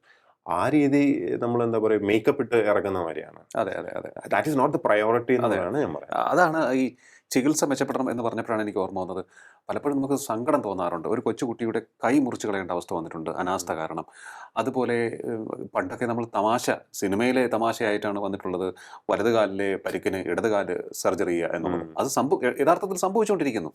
അപ്പോൾ ഇവിടെ സംഭവിച്ചുകൊണ്ടിരിക്കുന്നത് കൂടുതലും സർക്കാർ ആശുപത്രികളിലാണ്, സാധാരണക്കാരൻ്റെ ആശ്രയത്തിലാണ് സംഭവിച്ചുകൊണ്ടിരിക്കുന്നത്. അത് ഒരു ഭാഗത്ത്. രണ്ട്, ഈ ക്രിട്ടിക്കൽ ഇൽനെസ്സിൻ്റെ ട്രീറ്റ്മെൻ്റ് ആണെങ്കിലും ഓർഗൻ ട്രാൻസ്പ്ലാന്റേഷൻ ആണെങ്കിലും ഇന്ന് ആവശ്യക്കാർ കൂടിക്കൊണ്ടിരിക്കുകയാണ്. അതെല്ലാം കോസ്റ്റ് ഇഫക്റ്റീവായി അല്ലെങ്കിൽ സാധാരണക്കാരന് താങ്ങാൻ സാധിക്കുന്ന തരത്തിൽ ചെയ്യാൻ സാധിക്കുന്നത് സർക്കാർ ആശുപത്രികളിലാണ്. പക്ഷേ അത് തടസ്സപ്പെടുത്താൻ അല്ലെങ്കിൽ ബോധപൂർവം അതിൽ വീഴ്ച വരുത്താൻ ആരൊക്കെയോ ശ്രമിക്കുന്നത് പോലെ തോന്നാറുണ്ട്. അത് ഈ മേഖലയിലുള്ള ചിലർ തന്നെ സൂചിപ്പിച്ചതാണ്. അതെന്തുകൊണ്ടായിരിക്കാം അങ്ങനെ? ഒന്നെനിക്ക് തോന്നിയിട്ടുള്ളത് ഈ പല ആശുപത്രികളിലുള്ള ഡോക്ടേഴ്സിന്റെ എണ്ണം കുറവാണ്. വളരെ കുറവാണ്. നമ്മൾ കമ്പയർ ടു പേഷ്യൻസ്. ഇപ്പൊ എൻ്റെ അമ്മ മെഡിക്കൽ കോളേജ് സർവീസിൽ നിന്ന് റിട്ടയർ ചെയ്തതാണ്. തിരുവനന്തപുരം മെഡിക്കൽ കോളേജിൽ വർഷങ്ങളോളം സർവീസിലുണ്ടായിരുന്നതാണ്. അപ്പൊ അമ്മ പറയാറുണ്ടായിരുന്നു രാവിലെ ചെന്ന് ഒ പിയിൽ ഇരുന്ന് കഴിഞ്ഞാലും അവിടെ നിന്ന് എണീക്കുന്നത് വരെ ഒരു ആൾക്കൂട്ടത്തിന്റെ നടുക്കാണ്. നമ്മളിങ്ങനെ നോക്കി നോക്കി ഒരു പേഷ്യന്റിനെ നോക്കാൻ നമുക്ക് കഷ്ടിച്ച് 1 മിനിറ്റ് 2 മിനിറ്റിനുള്ളിൽ നിങ്ങൾ ഡയഗ്നോസ് ചെയ്യണം, മരുന്ന് എഴുതണം. ഇത് ഒന്നും തെറ്റാനും പാടില്ല. ഒരു ഡോക്ടറെ സംബന്ധിച്ചിടത്തോളം അത് സത്യം പറഞ്ഞാൽ കുറച്ച് കടുപ്പമാണ്. അതേസമയം സ്വകാര്യ ആശുപത്രിയിൽ ചെന്ന് കഴിഞ്ഞാൽ നിങ്ങൾ ഡോക്ടർ കൊച്ചു വർത്താനം വരെ പറയും. നിങ്ങളുടെ വീട്ടിലെ വിശേഷങ്ങൾ ചോദിക്കും. നല്ല രീതിയിൽ സൗമ്യമായി സംസാരിച്ച് നിങ്ങളെ സന്തോഷിപ്പിച്ച് വിടുകയും ചെയ്യും. അതെ. അപ്പോൾ അതുകൊണ്ട് അവിടെ ഒരു പരിധിക്കപ്പുറം പേഷ്യന്റിനും പരാതിയില്ല. സർക്കാർ ആശുപത്രിയിൽ ഈ ഡോക്ടേഴ്സിന്റെ ഒരു അവസ്ഥ എന്ന് പറഞ്ഞു കഴിഞ്ഞാൽ ഇവർ നിരന്തരം പേഷ്യൻസ് ഇങ്ങനെ കണ്ടുപോവുകയും വേണം. പേഷ്യൻസിന് ഒരു തൃപ്തിയും വരില്ല. കാരണം അവർ നോക്കുന്നത് എന്താണ്, എന്നെ 1 മിനിറ്റിൽ നോക്കിയിട്ട് എന്ത് ചെയ്യാനാണ്, എങ്ങനെയാണ് ചികിത്സ ശരിയാവുന്നതെന്ന് അവർക്കും സ്വാഭാവികമായിട്ടും സംശയം ഉണ്ടാവില്ലേ. ഇതിൻ്റെ ഇടയിൽ തെറ്റുകൾ സംഭവിക്കുകയും ചെയ്യും. മനുഷ്യനല്ലേ. ഇപ്പോൾ മനുഷ്യ സഹജമായിട്ടുള്ള മിസ്റ്റേക്സ് ഇതിൻ്റെ ഇടയിൽ വരും. ഇവിടെയുള്ള ഇൻഫ്രാസ്ട്രക്ചറിലായിട്ടുള്ള ലിമിറ്റേഷൻസ് ഒത്തിരി ഉണ്ടാവും. പിന്നെ നേരത്തെ പറഞ്ഞ പോലെ ഔട്ട് ഓഫ് പോക്കറ്റ് എക്സ്പെൻസ് കൂടുതലാണ്. അപ്പോൾ പല കാര്യങ്ങളും ചിലപ്പോൾ പുറത്തുനിന്ന് വാങ്ങാൻ പറയേണ്ടി വരും. അപ്പോഴൊക്കെ പേഷ്യൻറ്റിനുള്ള ഒരു വിശ്വാസം ഉണ്ടല്ലോ, പേഷ്യൻ്റ് വിചാരിക്കും ഇതെന്തിനാ എന്നെ കൊണ്ട് വാങ്ങിപ്പിക്കുന്നത്, ഡോക്ടർക്ക് ഇതിൽ വല്ല കമ്മീഷൻ ഉണ്ടോ എന്നുള്ളത് ചിലപ്പോൾ ഉണ്ടാവാം, ചിലപ്പോൾ ഇല്ലാത്തതും ആയിരിക്കാം.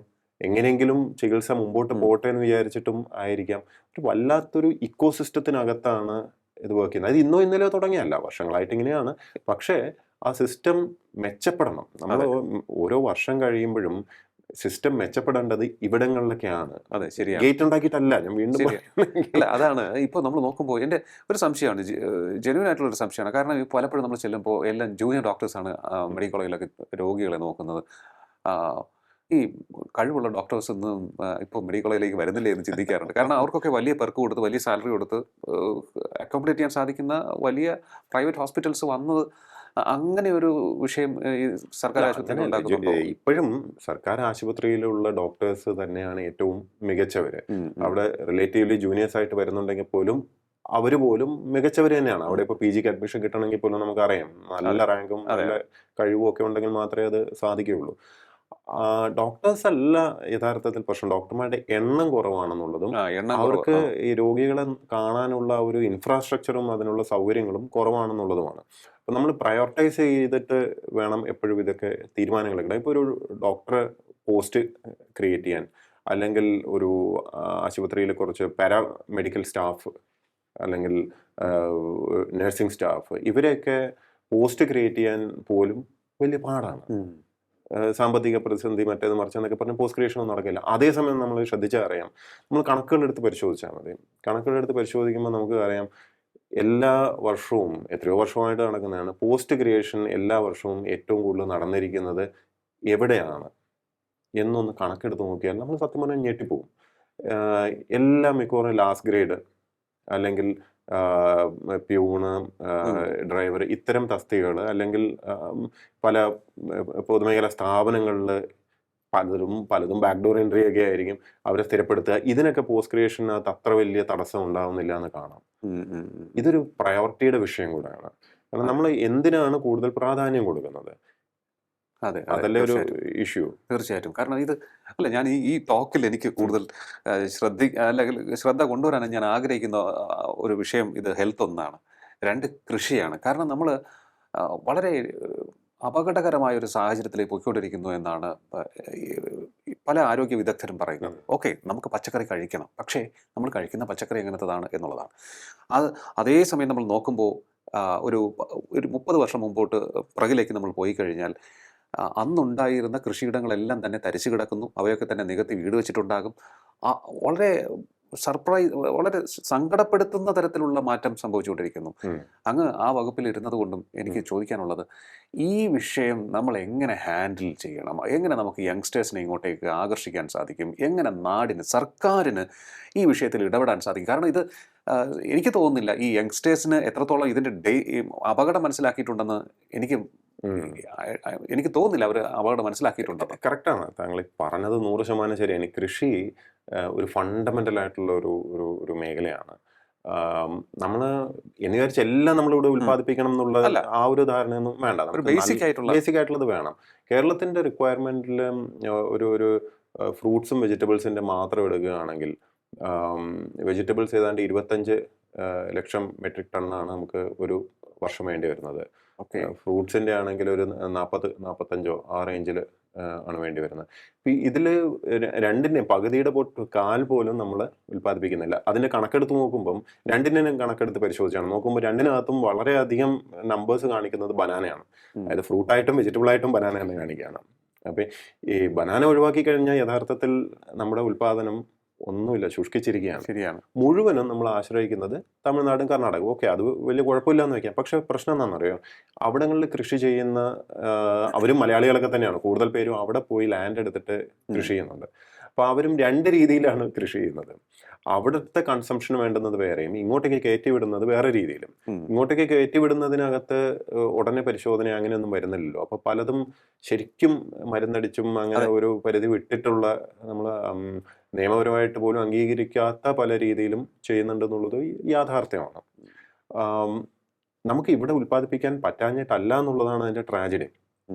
ഈ തരിശുഭൂമിയുടെ പറഞ്ഞല്ലോ, ഒരു കണക്കെടുത്തിരുന്നു നമ്മൾ നോക്കുമ്പോൾ സർക്കാരിന്റെ കീഴിൽ തന്നെ കൃഷിയോഗ്യമായിട്ടുള്ള 1,00,000-ലധികം ഹെക്ടർ ഭൂമി അത്രയും ഉണ്ടായിരുന്നു. അപ്പം നമ്മളിത് ക്രോഡീകരിച്ചിട്ട് എടുത്ത് ഒരു നവോധൻ എന്ന് പറഞ്ഞ ഒരു പ്രോജക്റ്റ് തുടങ്ങിയിരുന്നു. ഈ ഭൂമി എടുത്തിട്ട് കൃഷി ചെയ്യാൻ താല്പര്യമുള്ള യുവാക്കൾക്ക്, വളരെ അധികം യുവാക്കൾ ഉണ്ട് ഇതിൽ കേട്ടോ, അവര് പക്ഷെ ഇവിടെ നമുക്ക് ലാൻഡ് കൊടുക്കാനില്ലാത്തതുകൊണ്ട് നമുക്കിവിടെ പാട്ടവും ഒക്കെ നിരോധിച്ചിരിക്കുകയല്ലേ. അപ്പൊ ഇവരെന്ത് ചെയ്യുന്നു വെച്ചാൽ തമിഴ്നാട്ടിലും കർണാടകത്തിലൊക്കെ പോയിട്ടാണ് ഇത് ചെയ്യുന്നത്, കൃഷി ചെയ്യുന്നത്.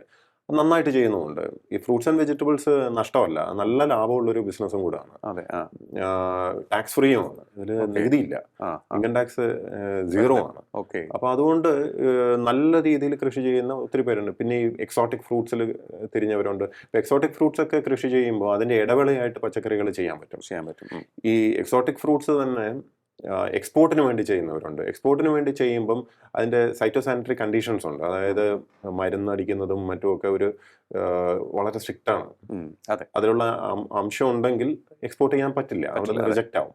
അപ്പോൾ അതുകൊണ്ട് അങ്ങനെയുള്ള എക്സ്പോർട്ടിന് വേണ്ടിയുള്ള എക്സോട്ടിക് ഫ്രൂട്ടിൻ്റെ ഫാമുകളുടെ അകത്ത് നമ്മൾ ഇടവേളയായിട്ട് പച്ചക്കറി ചെയ്ത് കഴിഞ്ഞാൽ നമുക്കിവിടെ ഡൊമസ്റ്റിക് കൺസംഷന് 1-ാം തരം പച്ചക്കറി കിട്ടും. അപ്പോൾ ഇത് ഈ മോഡൽ ശരിക്കും നമുക്ക് ചെയ്യാവുന്നതാണ്. ഇതിലുള്ളൊരു ലിമിറ്റേഷനായിട്ട് ഞാൻ കണ്ടതെന്ന് പറഞ്ഞാൽ, നമുക്ക് എസ്റ്റേറ്റുകൾ ഏക്കർ കണക്കിന്, ലക്ഷക്കണക്കിന് ഏക്കർ എസ്റ്റേറ്റാണ് നമ്മുടെ നാട്ടിലുള്ളത്. എസ്റ്റേറ്റ് ഭൂമി. അവിടെ നമ്മൾ എന്താ കൃഷി ചെയ്യുന്നതെന്ന് അറിയുമോ? ഈ റബ്ബറും ഇതൊക്കെയാണ്. നമ്മൾ നിയമപരമായിട്ട് പണ്ട് ഈ ഭൂപരിഷ്കരണ നിയമം കൊണ്ടുവന്ന സമയത്ത് ലിമിറ്റ് ചെയ്തതാണ്. ആകെ 6 ഐറ്റം കൃഷി മാത്രമേ നമ്മൾ അനുവദിച്ചിട്ടുള്ളൂ ഈ എസ്റ്റേറ്റുകളിൽ. അതിൽ എന്താണെന്ന് വെച്ചാൽ ഈ ലാൻഡ് റിഫോംസ് ആക്ടിന്റെ ഭാഗമായിട്ട് വന്നതാണ്. ഇപ്പം 10 സ്റ്റാൻഡേർഡ് ഏക്കറിൽ കൂടുതൽ കൈവശം വെക്കണം എന്നുണ്ടെങ്കിൽ ഈ 6 കൃഷി ചെയ്യുന്നവർക്ക് മാത്രമേ സാധിക്കുള്ളൂ. അപ്പോൾ അതിൽ റബ്ബർ, കൊക്കോ ഇങ്ങനെയെന്ന് പറഞ്ഞാൽ അക്കമിട്ട് കൃത്യമായിട്ട് വെച്ചിട്ടുണ്ട്. അപ്പം ഈ 6 പ്രത്യേകിച്ചൊരു മികവോ ഇതൊന്നുമില്ല. ചായയും കാപ്പിയും റബ്ബറും ഇതെന്നൊക്കെ പറഞ്ഞാൽ ദിവ്യമായ ഇതൊന്നും അല്ലല്ലോ. മാത്രമല്ല മോണോക്രോപ്പാണ്. മോണോക്രോപ്പ് ഈസ് അൺസയന്റിഫിക്, ആക്ച്വലി അശാസ്ത്രീയമാണ്. ഒരു സ്ഥലത്ത് കൂട്ടത്തോടെ അവിടെ വേറെ ഒരു കൃഷി അനുവദിക്കാതെ നമ്മൾ ചായ മാത്രം ചെയ്യണം, അല്ലെങ്കിൽ കാപ്പി മാത്രമേ പാടുള്ളൂ, കൊക്കോ മാത്രമേ പാടുള്ളൂ, റബ്ബർ മാത്രമേ പാടുള്ളൂ. റബ്ബർ എന്നൊക്കെ ഇപ്പോൾ വരുമാനം വളരെ തുച്ഛമാണ്, കുറവാണ്. ഇപ്പോൾ ഒരു 10 ഏക്കർ ചെയ്ത് കഴിഞ്ഞാൽ ലാഭം പോട്ടെ, ഒരു 2 ലക്ഷം കഷ്ടി കിട്ടിയാൽ പോലും വലിയ ഭാഗ്യമാണ്. റബ്ബർ വെട്ടാൻ ആളെ വെക്കാൻ പോലും പൈസ തികയാത്തൊരു അവസ്ഥയൊക്കെയാണ് ഉള്ളത്. അപ്പോൾ ഈ റബ്ബർ പക്ഷേ നമ്മൾ അനുവദിക്കുന്നുണ്ട്, റംബുട്ടാൻ അനുവദിക്കില്ല. റംബുട്ടാൻ വെച്ച് കഴിഞ്ഞാൽ നമ്മൾ പോയി പറയും മിച്ച ഭൂമിയാണ് ഇങ്ങനെ എടുത്തോ എന്ന് പറയും. അപ്പോൾ അവന് ചെയ്യാൻ സാധിക്കില്ല. റംബുട്ടാൻ ആയിക്കോട്ടെ, ഡ്രാഗൺ ഫ്രൂട്ട് ആയിക്കോട്ടെ, ഇതൊക്കെ ചെയ്ത് കഴിയുമ്പോൾ അതിൽ നിന്ന് കർഷകന്റെ വരുമാനം വല്ലാതെ അങ്ങ് കൂടും. ശരിക്കും ഇമ്മീഡിയറ്റ്ലി വേറെ ലെവലിലേക്കാണ് പോകുന്നത്. ആ ഒരു കാശുകാരനായിട്ടുള്ള കർഷകനെ നമുക്ക് കിട്ടും. ആ ഒരു ചേഞ്ച് എങ്ങനെ കൊണ്ടുവരാൻ സാധിക്കും? ഇപ്പോൾ നമ്മൾ ഇതിനകത്ത് നയപരമായിട്ടുള്ള കറക്ഷൻസ് വരുത്തിയേ പറ്റുള്ളൂ. നമ്മൾ ഈ കൃഷി ചെയ്യുന്നവന് സ്വാതന്ത്ര്യം കൊടുക്കണം, കർഷകന് സ്വാതന്ത്ര്യം കൊടുക്കാതെ ഞാൻ അവനെ എല്ലാ വശത്തൊന്നും കയറ് കെട്ടി വരിഞ്ഞ് മുറുക്കി വെച്ചിരിക്കുക, ഇത് ചെയ്യരുത്, അത് ചെയ്യരുത്, മറ്റേ ചെയ്യരുത്, മറിച്ച് ഈ മാത്രമല്ല നമ്മൾ മനസ്സിലാക്കേണ്ട ഒരു സാധനം എന്ന് പറഞ്ഞാൽ വ്യവസായങ്ങൾ ഇവിടെ വരുന്നത്, വ്യവസായം ഏത് നാട്ടിലാണെങ്കിലും വരുന്നത് അവിടുത്തെ വ്യവസായ വകുപ്പല്ല വ്യവസായം ഉണ്ടാക്കുന്നത്, വ്യവസായികളാണ്, ബിസിനസ് ചെയ്യുന്നവരാണ്. വ്യവസായ വകുപ്പ് അതിന് ഒന്ന് ഫെസിലിറ്റേറ്റ് ചെയ്ത് കൊടുക്കുകയുള്ളൂ. സെയിം തിങ് വിത്ത് കൃഷി ഇപ്പം കൃഷി ഓഫീസറൊന്നും അല്ല കൃഷി ചെയ്തിട്ട് ഇവിടെ ഉൽപാദനം കൂട്ടാനൊന്നും പോകുന്നത്. കൃഷി ഓഫീസർ കൊണ്ടൊന്നും നടക്കുന്ന കാര്യമല്ല. അത് കർഷകൻ തന്നെയാണ് ചെയ്യേണ്ടത്. പക്ഷെ കർഷകന് അതിനുള്ള സ്വാതന്ത്ര്യം കൊടുക്കണം. അതെ, കർഷകൻ എന്ത് കൃഷി ചെയ്യണം എന്നുള്ള ഫ്രീഡം അത് തീരുമാനിക്കാനുള്ള സ്വാതന്ത്ര്യം അവന് വേണ്ടേ. അതെ, അതെ. മറിച്ച് ഇപ്പം കൃഷി വകുപ്പ് നമ്മൾ കൃഷി ഓഫീസിൽ നിന്ന് കൊടുക്കുന്ന വിത്തും ഇതൊക്കെയാണ് അവൻ കൃഷി ചെയ്യുന്നത്. ഇന്നിപ്പോൾ നടക്കുന്ന ഒരു സിസ്റ്റം എങ്ങനെയാണെന്ന് അറിയാം. ഞാൻ വളരെ അത്ഭുതപ്പെട്ടു ഇത് എങ്ങനെയാണ് വർക്ക് ചെയ്യുന്നത്. ഇപ്പോൾ ഒരു കർഷകന് നമ്മൾ സബ്സിഡിയുടെ ഭാഗമായിട്ടോ അല്ലെങ്കിൽ ഫ്രീ ആയിട്ടോ കുറച്ച് നടീൽ വസ്തുക്കൾ കൊടുക്കുന്നു. ആ നടീൽ വസ്തുവാണ് കൊണ്ടുപോയി നടുന്നത്. കാരണം അവന് ഇഷ്ടമുള്ള നല്ല വരുമാനം കിട്ടാൻ സാധ്യതയുള്ള ഐറ്റംസ് ഒന്നും കൃഷി ചെയ്യാൻ നമ്മൾ അനുവദിക്കുന്നില്ല. അപ്പോൾ ഈ കൊടുക്കുന്ന ഐറ്റംസും വിത്തും ഇതൊക്കെ വെച്ചിട്ടാണ് അവൻ കൃഷി ചെയ്യുന്നത്. ഇത് കൃഷി ചെയ്യാൻ വേണ്ടി മാർക്കറ്റ് സ്റ്റഡി ഒന്നും നടത്തിയിട്ടല്ല, അതാത് വർഷം സർക്കാരിന്റെ തന്നെ കീഴിലുള്ള നഴ്സറികളും മറ്റേതും അവിടെയൊക്കെ ഉണ്ട്. ഇവിടുന്ന് ആ നഴ്സറി നടത്തുന്നവനുണ്ടല്ലോ, നഴ്സറി സൂപ്രണ്ടോ ആരെങ്കിലും കാണും, അയാൾ ആ വർഷം തീരുമാനിക്കുന്ന കുറച്ച് ഐറ്റംസ് ഉണ്ടാവും. അതാണ് ആ വർഷത്തെ നമ്മുടെ ഇവിടുത്തെ കൃഷിയുടെ പ്ലാൻ. ഓക്കെ, എന്താണ് കൃഷി ചെയ്യാൻ പോകുന്നതെന്ന് തീരുമാനിക്കുന്നത്. അങ്ങനെയാണോ നമ്മൾ ചെയ്യേണ്ടത്? ഇറ്റ്സ് ടോട്ടലി അൺസയന്റിഫിക് എന്ന് മാത്രമല്ല നമ്മുടെ മാർക്കറ്റ് ഫോഴ്സസുമായിട്ട് ഒരു ബന്ധമില്ലാതെയാണ്. മാർക്കറ്റ് ഫോഴ്സസ് എന്ന് പറഞ്ഞു കഴിയുമ്പോൾ നമ്മൾ എന്തോ മോശമല്ല, മാർക്കറ്റിന്റെ ഡിമാൻഡ് അനുസരിച്ച് കൃഷി ചെയ്യണം. ഇല്ലെങ്കിൽ നമ്മൾ ഇടയ്ക്ക് കാണാറുണ്ട്, ഇത് ഇത്രയും കൃഷി ചെയ്തു, വാങ്ങാൻ ആളില്ല, എല്ലാം കൂടെ പോയെന്നും പറഞ്ഞ് കരയുന്ന. അങ്ങനെ ഒരിക്കലും വരില്ല. കാരണം ഞാൻ നേരത്തെ പറഞ്ഞല്ലോ, ഫ്രൂട്ട്സ് ആണെങ്കിലും വെജിറ്റബിൾസ് ആണെങ്കിലും കേരളത്തിൽ കിട്ടാനില്ല, ഷോർട്ടേജ് ആണ്. അപ്പോൾ ഈ എന്ത് ഉൽപ്പാദിപ്പിച്ചാലും ആക്ച്വലി വിറ്റ് പോകാനുള്ള മാർക്കറ്റ് ഉണ്ട്. പക്ഷെ ആ മാർക്കറ്റിനനുസരിച്ചുള്ളത് ഉൽപ്പാദിപ്പിക്കണം, വേണ്ടുന്ന സാധനം തന്നെ ഉൽപ്പാദിപ്പിക്കണം. ഈ നയപരമായ തീരുമാനത്തിലേക്ക് എത്തേണ്ടത് മിനിസ്റ്ററാണ്. മിനിസ്റ്ററിന് അക്കാര്യത്തിലുള്ള ഇൻപുട്സ് ഒക്കെ കൊടുത്തിട്ടുണ്ടായിരുന്നോ? അദ്ദേഹം വളരെ പോസിറ്റീവായിട്ട് അതിൽ ശ്രമിക്കുന്നുണ്ട്, ഇല്ലാന്ന് അല്ല. ആക്ച്വലി പ്രസാദ് സാർ വളരെ ഇക്കാര്യത്തിൽ ഇപ്പൊ നവോധൻ എന്ന് പറഞ്ഞ പ്രോജക്റ്റ് അദ്ദേഹമാണത് എന്താ പറയുക ഏറ്റവും കൂടുതൽ അതിൽ സപ്പോർട്ട് ചെയ്തത്, ഫോർമുലേറ്റ് ചെയ്യുമ്പോഴും ഒക്കെ സപ്പോർട്ട് ചെയ്തതും ഒക്കെ.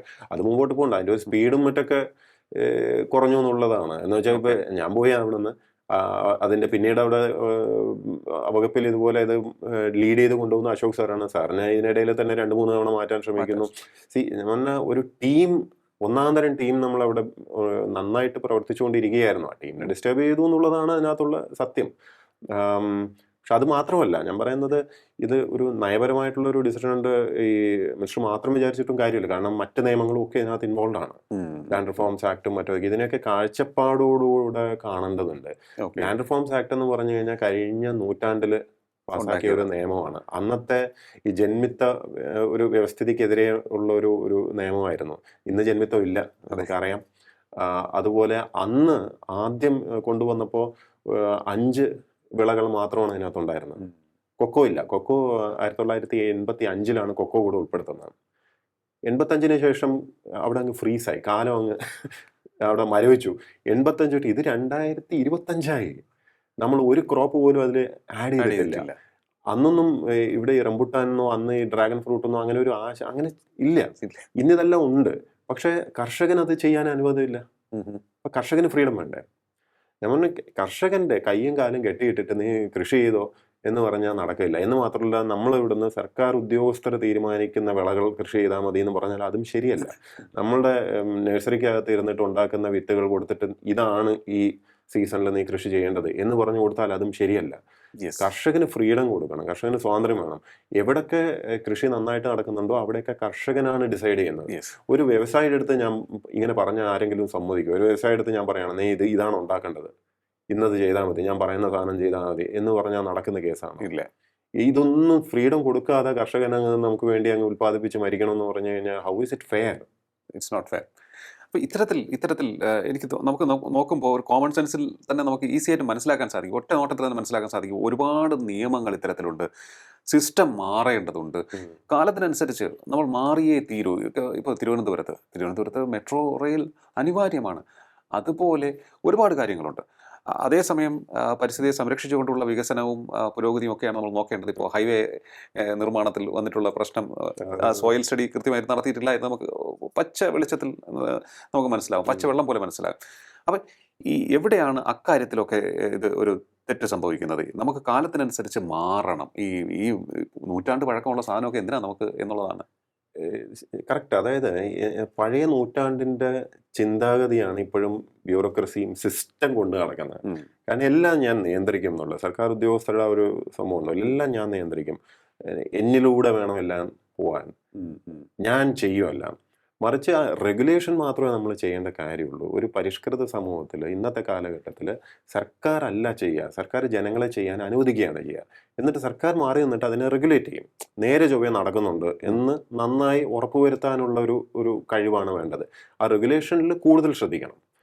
അപ്പോൾ അതിന് പകരം ഞാൻ നേരിട്ട് ചെയ്യാൻ ഇറങ്ങിക്കഴിഞ്ഞാൽ എങ്ങനെയിരിക്കും? ഇപ്പോൾ നമ്മൾ നേരിട്ട് കൃഷി ചെയ്യുക, നേരിട്ട് വ്യവസായം നടത്തുക. ഇപ്പോൾ പൊതുമേഖലാ സ്ഥാപനങ്ങൾ നല്ല ക്ലാസിക് ഉദാഹരണമാണ്. ഒരു സ്വകാര്യ മേഖലയ്ക്ക് ചെയ്യാൻ പറ്റുന്ന ഒരു കാര്യം ഞാൻ ചെയ്യാൻ ഇറങ്ങരുത്, ഗവൺമെന്റ് അതിൽ ഇറങ്ങരുത്. കാരണം അവർ വൃത്തിക്ക് ചെയ്ത് പോവാണ്. ഞാൻ എന്തിന് ഗവൺമെന്റിന്റെ പരിമിതമായ റിസോഴ്സസ്, ഇല്ലാത്ത പൈസയാണ്, ആ പൈസ എടുത്തിട്ട് അവിടെ കൊണ്ട് ഇട്ട് തീർക്കുകയാണ്. മറിച്ച് സർക്കാർ ചെയ്യേണ്ടതായിട്ടുള്ള അവശ്യം ചെയ്യേണ്ട കുറെ കാര്യം സോവറിൻ ഫങ്ഷൻസ് എന്ന് പറയും. സോവറിൻ ഫങ്ഷൻസ് എന്ന് പറഞ്ഞാൽ സർക്കാരിന് മാത്രമേ ചെയ്യാൻ പറ്റുള്ളൂ, വേറെ ആർക്കും ചെയ്യാൻ പറ്റില്ല. ഇപ്പൊ പോലീസിങ്, അല്ലെങ്കിൽ ഈ വിദ്യാഭ്യാസം, ഫണ്ടമെന്റൽ ആയിട്ടുള്ള ബേസിക് വിദ്യാഭ്യാസം, ഹെൽത്ത് കെയർ, ഇതൊക്കെ ഒരു സോവറിൻ ഫങ്ഷനാണ്. ഒരു മിനിമം ചെയ്തു കൊടുക്കണം. അതിനപ്പുറത്തേക്കല്ല നമ്മൾ ഏറ്റവും വലിയ സംഭവങ്ങൾ ചെയ്തു കൊടുക്കണം എന്ന് പോലും പറയുന്നില്ല. പക്ഷേ ഒരു സോവറിൻ ഫങ്ഷൻ എന്ന് പറഞ്ഞാൽ ഈ സോഷ്യൽ ജസ്റ്റിസ് ഒക്കെ ഉറപ്പുവരുത്തുക, പാവപ്പെട്ടവനുള്ള പെൻഷൻ, ഇതൊക്കെ ബേസിക്സ് ആണ്. ഇതിൽ കൂടുതൽ ഫോക്കസ് ചെയ്യുകയും റെഗുലേറ്ററി ആയിട്ടുള്ള മറ്റു മേഖലകളിൽ റെഗുലേറ്റ് ചെയ്യാം. ഇപ്പോൾ പറഞ്ഞു ഈ ട്രാൻസ്പോർട്ടേഷൻ ഉദാഹരണത്തിന്, ട്രാൻസ്പോർട്ടേഷൻ പലരും ധരിച്ചു വെച്ചിരിക്കുന്ന പൊതുമേഖലയുടെ ഒരു ജോലിയാണെന്നാണ്. ഇപ്പോൾ പബ്ലിക് ട്രാൻസ്പോർട്ട് എന്ന് പറഞ്ഞാൽ ഈക്വൽ ടു KSRTC എന്ന് വിചാരിക്കുന്നവരുണ്ട്. KSRTC ഒരു പൊതുമേഖലാ സ്ഥാപനമാണ്, പക്ഷെ അത് മാത്രമല്ല പബ്ലിക് ട്രാൻസ്പോർട്ട്. പബ്ലിക് ട്രാൻസ്പോർട്ട് എന്ന് പറഞ്ഞു കഴിഞ്ഞാൽ വളരെ വിശാലമായിട്ടുള്ളൊരു വലിയ ക്യാൻവാസ് ആണ്. അതിനകത്ത് റെയിൽവേ ഉണ്ട്, അതിനകത്ത് ഈ പറഞ്ഞ പോയിട്ട് മെട്രോ ഉണ്ട്, സ്വകാര്യ ബസ്സുകളുണ്ട്, ഓട്ടോറിക്ഷകൾ, ഇതെല്ലാം ചേർന്നിട്ടുള്ളതാണ്. അതിനകത്തെ ഒരു സംഭവം മാത്രമാണ് ഈ KSRTC എന്ന് പറയുന്നത്. അപ്പോൾ KSRTC നമ്മൾ എന്തിനാണ് സൃഷ്ടിച്ചിരിക്കുന്നതെന്ന് വെച്ചാൽ പ്രൈവറ്റ് മേഖലയിലുള്ളവർക്ക് കൊടുക്കാൻ പറ്റാത്ത ചില സ്ഥലത്തുള്ള സർവീസസ് കൊടുക്കാൻ സർക്കാരിന് ഉത്തരവാദിത്തമുണ്ട്. ചില റൂട്ടുകൾ ലാഭമായിരിക്കില്ല, അപ്പോൾ അതിനൊക്കെ വേണ്ടി എന്നുള്ളൊരു സംഭവമാണ്. മറിച്ച് എല്ലാം KSRTC ചെയ്യും എന്ന് ധരിച്ചു കഴിയുമ്പോൾ നമ്മൾ അതിനുവേണ്ടി KSRTCയെ രക്ഷപ്പെടുത്തണം, അതിനുവേണ്ടി നമ്മൾ പ്രൈവറ്റിലുള്ള മറ്റ് സർവീസസിനെയും കൂടി ഇല്ലാതാക്കാനൊക്കെ തുടങ്ങിക്കഴിഞ്ഞാൽ നഷ്ടം ആർക്കാണ്? സാധാരണക്കാരനാണത്. സാധാരണക്കാരന് സർവീസ് കിട്ടാതെ പോവാ. പണ്ട് കോഴിക്കോട് കളക്ടറായിരിക്കുമ്പം ഞാൻ ഒരു പ്രപ്പോസലാക്കിയായിരുന്നു. എന്ന് വെച്ചാൽ പ്രൈവറ്റിൽ നമ്മൾ ശ്രദ്ധിച്ചിട്ടുണ്ടോ, നമ്മൾ ഒരു സിറ്റിക്കകത്തും ഒരു AC ബസ് നമ്മൾ കണ്ടു കാണില്ല. ഇല്ല. AC ബസ് ശരിക്കും ഇതിനകത്ത് അങ്ങോട്ടും ഇങ്ങോട്ടും സർവീസ് കൊടുത്താൽ വല്ല നഷ്ടമുണ്ടോ? ഇത് ടിക്കറ്റ് അധികം വെച്ചോട്ടെ. പക്ഷേ അങ്ങനെ ഒരു നല്ല സൗകര്യമുള്ളൊരു എയർ കണ്ടീഷൻ ബസ് അങ്ങോട്ടും ഇങ്ങോട്ടും ഓടുന്നുണ്ടെങ്കിൽ, നമ്മൾ ഈ മെട്രോ എന്തുകൊണ്ട് ആൾക്കാർ ഇഷ്ടപ്പെടുന്നതെന്ന് ആലോചിച്ചിട്ടുണ്ട്. മെട്രോന്റെ സ്പീഡും അതൊക്കെ അവിടെ നിൽക്കട്ടെ, അതൊന്നും അല്ല, അതിനകത്ത് കംഫർട്ടബിൾ ആയിട്ട് പോകാനുള്ളൊരു സൗകര്യമാണ്. ഇതേ സൗകര്യം നല്ല കുറെ ബസ്സുകളിൽ കൊടുക്കാൻ സാധിച്ചിട്ടുണ്ടെങ്കിൽ കുറെ പേര് അവരുടെ കാറും സ്കൂട്ടറും ഉപേക്ഷിച്ചിട്ട് അതിനകത്തോട്ട് പോകും. അപ്പൊ ഈ റോഡ് നിരത്തിലുള്ള കാറുകളുടെ എണ്ണം കുറയും. കോമൺ സെൻസ് അല്ലേ ഇത്? ഇതെന്തുകൊണ്ടാണ് ചെയ്യാത്തതെന്ന് ആലോചിച്ചിട്ടുണ്ടോ? ഇത് കോഴിക്കോട് ഇരിക്കുമ്പോൾ പ്രപ്പോസലാക്കിയതാണ്. അപ്പൊ അന്ന് RTA തീരുമാനിച്ച് നമ്മൾ അതൊരു നയപരമായിട്ടുള്ള തീരുമാനമാണ്. അങ്ങനെ ഒരു പെർമിറ്റ് ഇല്ല. അപ്പൊ അങ്ങനെ ഒരു പെർമിറ്റ് സൃഷ്ടിച്ചെങ്കിൽ മാത്രമേ സാധാരണക്കാരന് സൗകര്യം കൊടുക്കാൻ പറ്റുള്ളൂ. പക്ഷേ നമ്മുടെ തോട്ട് പ്രോസസ്സ് നേരത്തെ പറഞ്ഞ പോലെ കഴിഞ്ഞ നൂറ്റാണ്ടിൽ സ്റ്റക്കായി കിടക്കുന്നതുകൊണ്ട് ഇതൊക്കെ AC ബസ്സിൽ ആരാ പോകുന്നത്, AC ബസ്സിൽ അതൊന്നും ആവശ്യമില്ല, അങ്ങനെ ഒരു വല്ലാത്ത തോട്ടാണ്. സൗകര്യം കൊടുത്തിട്ട് അത് അല്ലെങ്കിൽ ആർക്കും അത് വേണ്ടെന്ന് ആദ്യം അങ്ങ് മുൻവിധി വെക്കുന്നു. മാർക്കറ്റ് അല്ലേ, ലെറ്റ് ദം ഡിസൈഡ്. നമ്മൾ ആ സൗകര്യം കൊടുത്തിട്ട് എത്ര പേര് അതിലോട്ട് ഷിഫ്റ്റ് ചെയ്യുന്നു എന്ന് നോക്കൂ. നല്ല പൈസ ഇട്ടാലും എനിക്ക് തോന്നുന്നില്ല വലിയ കുഴപ്പമുണ്ടെന്ന്. കാരണം അത്രയും കാറും ഈ പ്രൈവറ്റ് വാഹനങ്ങളും നിരത്തിൽ കുറഞ്ഞു കഴിയുമ്പോൾ പൊല്യൂഷൻ കുറയും, ട്രാഫിക് കഞ്ചഷൻ കുറയും. വിദേശത്തൊക്കെ ഇങ്ങനെ അല്ലേ? ശരിയാണ്. ഇത് നമ്മൾ 99% പ്രശ്നങ്ങളും നമ്മൾ കോമൺ സെൻസ് ഉപയോഗിച്ചാൽ മനസ്സിലാക്കുകയും പരിഹരിക്കാൻ പറ്റുന്ന കാര്യങ്ങളുമാണ്. നമ്മുടെ ഈ ആറ്റിറ്റ്യൂഡും ബാഗേജും ഈ ഹാങ്ങപ്സ് ഉണ്ട്, ഒത്തിരി ഹാങ്ങപ്സ് ഉണ്ട്, എല്ലാം ഞാൻ നിയന്ത്രിക്കണം എന്നുള്ളതും. ഇപ്പൊ ഈ പൊതുമേഖലാ സ്ഥാപനങ്ങൾ വീണ്ടും എടുത്ത് പറയാണ്, പൊതുമേഖലാ സ്ഥാപനങ്ങൾ വഴി മാത്രമേ പലതും ചെയ്യാൻ നമ്മൾ അനുവദിക്കുന്നുള്ളൂ. ഒരു സ്വകാര്യ സംരംഭകനെ കൊണ്ട് അത് തൊടിയിക്കില്ല. അല്ലെങ്കിൽ സ്വകാര്യ സംരംഭകൻ എന്തെങ്കിലും ചെയ്യുന്നുണ്ടെങ്കിൽ നമ്മൾ അവിടെ ഇടിച്ചു കയറിയിട്ട് ചെയ്യാൻ നോക്കും. ഇപ്പോൾ ഉദാഹരണത്തിന് ഊബർ ആയിക്കോട്ടെ, മറ്റേ ഓല, ഇങ്ങനത്തെ പല ഫെസിലിറ്റീസ്, അല്ലെങ്കിൽ ഇപ്പോൾ OTT പ്ലാറ്റ്ഫോമുകൾ, നമ്മുടെ നോക്കൂ, ഉദ്യോഗസ്ഥർക്ക് ഇതെല്ലാം ചെയ്യാൻ താല്പര്യമുണ്ട്. നമ്മൾ ഈ സൂപ്പർമാൻ കളിക്കാൻ ആണ് ശ്രമിക്കുന്നത്. നിങ്ങളുടെ പണിയല്ല മാഷേ ഇത് എന്ന് പറയാൻ ആരുമില്ല എന്നുള്ളതാണ്. എന്തായാലും വലിയ നട്ടലുള്ള ഒരു ഫൈറ്റിന്റെ ഭാഗമായിട്ടുള്ള കുറേയേറെ കാര്യങ്ങൾ ചെയ്തുകൊണ്ടിരിക്കുകയാണ് എൻ പ്രശാന്ത് IAS. അദ്ദേഹം ആർജവത്തോടു കൂടി മുന്നോട്ട് പോയിക്കൊണ്ടിരിക്കുകയാണ്, പല ക്ലാസിക്കുകളിലെയും ഹീറോയെ പോലെ. യുവാക്കൾക്ക്, യുവജനങ്ങൾക്ക് എന്തുകൊണ്ടും മാതൃകയാക്കാവുന്ന ഒരു കാര്യമാണ് അദ്ദേഹം ചെയ്തുകൊണ്ടിരിക്കുന്നത്. അദ്ദേഹത്തിൻ്റെ ക്യാരക്ടറും അദ്ദേഹത്തിൻ്റെ പ്രൊഫഷനും അതിനെ സാധൂകരിക്കുന്ന തരത്തിൽ മുന്നോട്ട് പോയിക്കൊണ്ടിരിക്കുകയാണ്. എന്തായാലും അദ്ദേഹത്തിന് എല്ലാ ആശംസകളും നേരുകയാണ്. വിജയിക്കട്ടെ അങ്ങയുടെ പോരാട്ടം, ആത്മാർത്ഥമായി തന്നെ ആശംസിക്കുന്നു. ഇനിയുമേറെ ഉയരങ്ങളിലേക്ക് പോകാൻ സാധിക്കട്ടെ. വളരെയധികം നന്ദി. Thank you so much. Talking point ഈ അധ്യായം ഇവിടെ പൂർണ്ണമാകുന്നു. ഇനി അടുത്ത എപ്പിസോഡിൽ കാണാം. നമസ്കാരം.